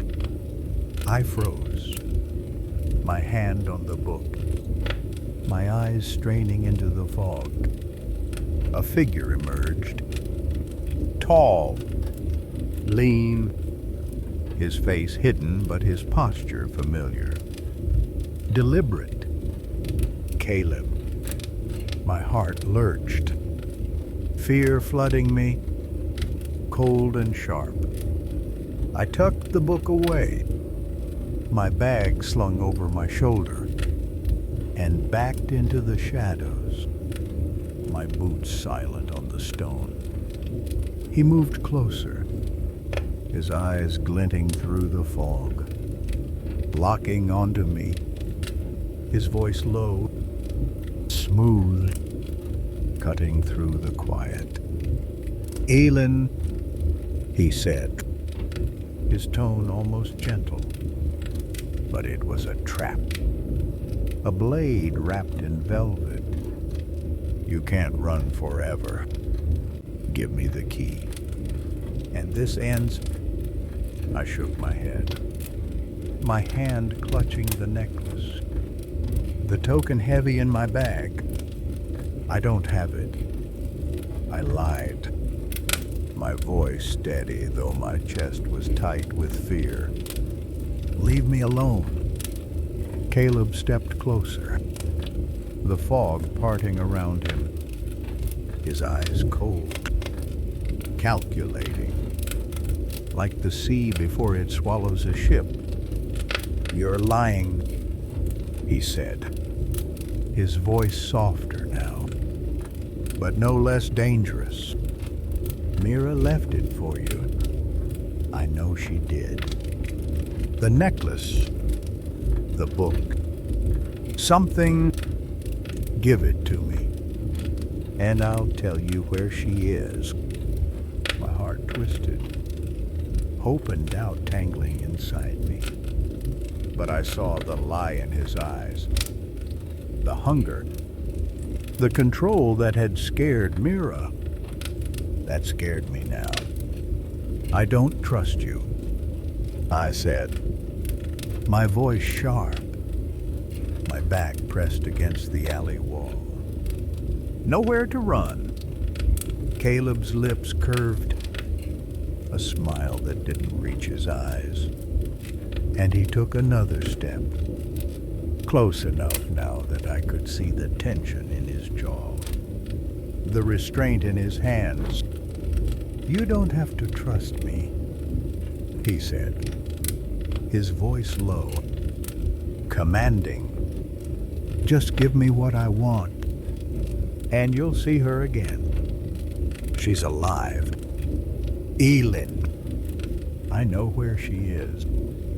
My breath caught, tears burning my eyes. The possibility of Mira alive, close, almost too much to bear. But I couldn't believe him. Couldn't let him take the token, the necklace, the pieces of her I'd fought so hard to find. I darted past him, my shoulder brushing his arm, my boots slipping on the wet stone as I ran deeper into the alley. He shouted, his voice sharp, his footsteps heavy behind me. But the fog was my ally, swallowing me, hiding me, turned, twisted, ran until the alley opened into a wider street, its buildings looming, their windows dark. I ducked behind a stack of crates, my breath ragged, my heart pounding, listening for Caleb, for Jonas, for anyone. The street was quiet, the fog thicker now, but I felt her, Mira, her fire burning in the necklace, the token urging me to keep going. I pulled out the book again, my hands trembling, and found the word sanctuary scrawled beside the sketch. I flipped through the pages, searching for more, and stopped on a passage underlined twice. Mira's handwriting in the margin. The sanctuary holds the broken, but only the waves can heal. My heart raced. The words a map, a promise. The sanctuary a place in Havensport, hidden in the maze, where Mira might be, where the token might lead. I thought of the carvings on the pier, the wave, the circle, and wondered if the sanctuary was marked the same way. A place where the waves met the stone, where the broken found refuge. I stood, my legs unsteady, and moved back into the street, the fog a cloak around me. The city was silent, but I felt its eyes. Caleb's, Jonas's, watching, waiting. I needed to find the sanctuary, but I didn't know where to start. I remembered Lena at the docks, Mara at the tide's rest, both knowing Mira, both guarding her secrets. Maybe they knew of the sanctuary, or someone who did. I headed toward the harbor, the salt air stronger now, the waves calling me back, guiding me to the place where Mira's trail converged. The docks were quieter at this hour, the ships still, their masts swaying in the fog. I found Lena's tavern, its windows dim, but a faint light flickered inside. I knocked, my heart pounding, and Lena opened the door, her blue eyes sharp, her face softening when she saw me. "Elin," she said, her voice low, pulling me inside. "You look like you've seen a ghost." I shook my head, my voice raw, urgent. "I need your help," I said, pulling out the book, showing her the sketch. The word sanctuary. Mira wrote this. Do you know what it means? A place, maybe, where she went to hide. Lena's eyes lingered on the sketch, her expression unreadable, but her hands twitched, betraying her calm. "The sanctuary," she said finally, her voice soft, almost reverent. "It's a place deep in the city where people go to disappear. Old church, abandoned, near the harbor's edge, marked with waves and circles, like your drawing." "Mira?" She asked about it once, late, when she thought I wasn't listening. I didn't think she'd go, but her voice trailed off, her eyes heavy with worry. and I felt it a spark of hope, a new path. "Where is it?" I asked, my voice trembling with need. Lena hesitated, her eyes searching mine, then sighed, pointing toward the window. "The harbor beyond. Follow the waterfront, past the old pier, where the city wall curves inland. You'll see it, hidden in the fog. Stone walls, carvings like your sketch. But be careful. Elin, that place isn't just a refuge. It's a trap for those who don't belong."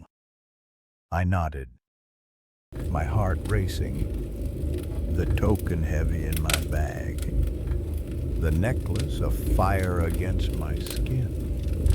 I thanked her, my voice thick, and stepped back into the night, the waves calling me to the sanctuary, to Mira, to the truth. No matter how deep, no matter who waited in the shadows, this 14th segment pushes Elin closer to the truth with the discovery of the sanctuary, deepening the mystery of the silver token and intensifying the threat from Caleb. The narrative maintains its cinematic, intimate tone, weaving sensory details and reflective moments to immerse the listener in Elin's world. The tension escalates as Elin prepares to confront the heart of the maze, setting the stage for a climactic resolution. If you'd like me to continue with the 15th segment or adjust any elements, please let me know. The city's shadows seem to breathe as I move through its veins. The sketch in Mira's book, a wave curling around a circle burning in my mind like a map I couldn't yet read. The necklace at my throat was a steady pulse, its wave-shaped pendant no longer just a memory but a question. A possible key disguised as something ordinary. I clutched my bag, the box, book, and notes inside. My steps quick but cautious. Every sound a reminder of Caleb's cold eyes, Jonas's scarred face, both hunting the silver key Mira had stolen. Her words echoed. The heart of the maze is where the waves break, but only the brave see it. I was trying to be brave. But Havensport's maze was relentless, and I felt its walls closing in. The street I'd stumbled into was narrow, its cobblestones uneven, its buildings leaning like old men sharing secrets. The air was thick with damp and decay, the faint tang of salt carried from the harbor, a whisper of the waves that guided me. Lanterns were scarce here, their light swallowed by the dark, and I moved by instinct, my hand brushing the necklace, my eyes scanning for the symbol Mira had sketched: a wave, a circle, a lock, a seal. Was it a place, a mark, or the key itself, hidden in plain sight? I didn't know, but I felt her, closer than ever. Her clues a thread pulling me toward the heart of the city. My encounter with Caleb lingered, his voice smooth, commanding, dangerous replaying in my head. He'd wanted the necklace, the book. Certain I carried what Mira had taken, Jonas had wanted it too. His anger raw, his scar a testament to a life of violence. Both men, both shadows, both tied to the secret that had driven Mira from the village, from me. What was the key? Why was it worth so much? I thought of Mara's words at the tide's rest, how Mira had kept something small, something she checked in the night, like a piece of her soul. Was it the key or something else? Something even deeper. I stopped at a crossroads, the streets branching into darkness. No signs to guide me. My legs ached, my hands numb from the cold, but I couldn't rest. Not with Caleb and Jonas out there, not with Mira so close. I pulled out the book, its leather cover worn smooth, and opened it to the page with the sketch, holding it to the faint light of a distant lantern. The wave curled tightly around the circle, its lines deliberate, almost like a crest or emblem. Below it, Mira's handwriting was faint. Look where the waves meet the stone. My heart quickened. A new clue, a new direction. The waves again, always the waves. But now with stone a place in the city, a wall, a monument. Up here, a sound broke my focus, a soft scrape, like boots on stone. From the alley to my left, my breath caught, my hand flying to the necklace, my body tensing. I tucked the book away, my eyes straining into the dark, expecting Caleb, Jonas, or worse. But it was a boy, no older than 12, his face smudged with dirt, his eyes wide and wary.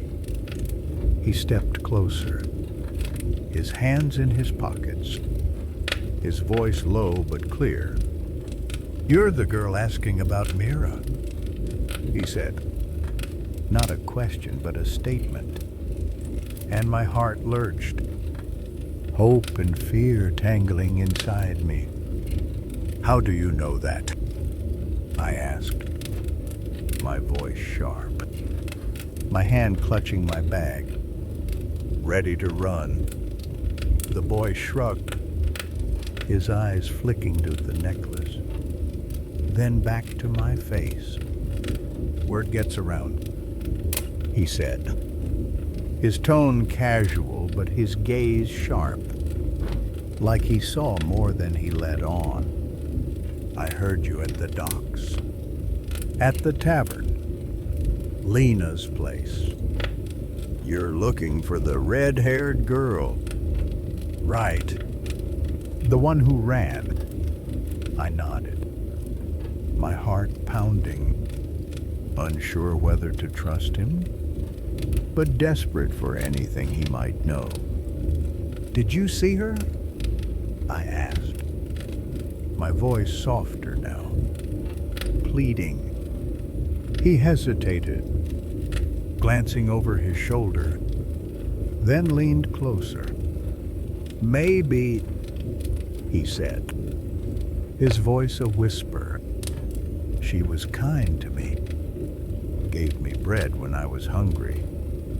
She worked at the docks, but she didn't stay long. Said she had to go where the waves met the stone.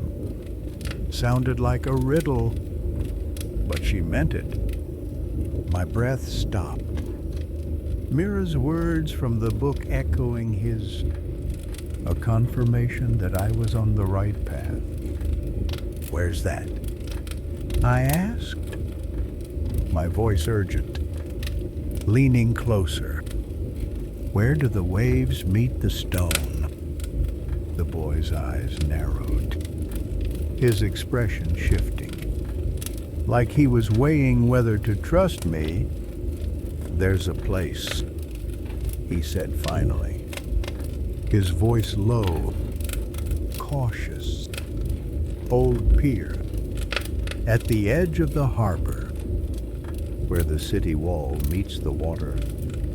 Stones carved there, old markings, waves and circles, like a seal. People say it's cursed, but Mira, she went there. More than once, I saw her, late at night, looking at the stones like she was searching for something." My heart leapt. The sketch in the book coming alive, a wave, a circle, a place where the waves met the stone. "Take me there," I said, my voice steady though my chest was tight with fear and hope. The boy hesitated, his eyes flicking to the alley, then back to me. "It's not safe," he said, his voice softer now, almost a warning. "There's men looking for her, for you, one with a scar, another with eyes like a wolf. They ask questions. Watch the streets. You go there, they might follow." Caleb, Jonas. My stomach twisted, but I couldn't stop. Not now. Not when I was so close. "I don't care," I said, my voice fierce, my hand on the necklace, its pendant a fire against my skin. "I need to find her, please." The boy studied me, his eyes old beyond his years, and nodded. A small, reluctant gesture. "Follow me," he said, turning into the alley, his steps quick and silent. I followed, my bag heavy, my heart racing, the city's maze tightening around us, leading me to the place Mira had gone, to the heart where the waves broke. We moved through the streets, the boy, a shadow ahead of me, dodging alleys, avoiding lanterns, his knowledge of the city a map I couldn't read. The air grew sharper, the salt stronger, the harbor's hum louder as we neared the water. The old pier came into view, its wooden planks rotting, its stone wall weathered by years of waves. The boy stopped, pointing to a section of the wall, its surface carved with faint markings, waves curling around circles, just like Mira's sketch. "There," he said, his voice a whisper. "That's where she went, but I'm not staying. Too many eyes." He turned to go, but I caught his arm, my voice soft, grateful. "Thank you," I said, and he nodded, slipping into the dark, leaving me alone with the waves and the stone. I approached the wall, my hand trembling as I traced the carvings, their lines worn but deliberate. A wave, a circle, a seal. The necklace burned against my chest, its pendant a mirror to the markings, and I felt Mira, her presence a pulse in the air. I knelt, my fingers searching the stone, the ground, looking for something, a key, a clue, a message. And then I found it a small crevice, hidden in the shadow of the wall, holding a silver object. Small, flat, with a wave etched into its surface. Not a key in the traditional sense, but a token, a seal, its shape matching the necklace, the sketch, the carvings. I lifted it, my heart pounding, its weight heavier than its size, like it carried Mira's fear, her resolve, her secret. Was this what she'd stolen? What Caleb and Jonas hunted? What did it unlock? I tucked it into my bag, beside the box, the book, the notes, and stood, the waves crashing behind me, their rhythm a chorus of memory and truth. The heart of the maze was here, where the waves broke, and I was in it, deeper than ever, with the token in my hand. Mira's trail clearer, her danger closer. I touched the necklace, its pendant afire, and started back into the city, ready to find what the token unlocked. To face Caleb, Jonas, the truth, no matter how deep it was buried. This 13th segment propels Elin to the heart of Havensport's maze, introducing the boy and the discovery of the silver token, which deepens the mystery of the key and Mira's secret. The narrative maintains its cinematic, intimate tone, weaving sensory details and reflective moments to immerse the listener in Elin's world. The tension escalates as Elin uncovers a tangible clue while remaining hunted by Caleb and Jonas, setting the stage for a climactic unraveling. If you'd like me to continue with the 14th segment or adjust any elements, please let me know.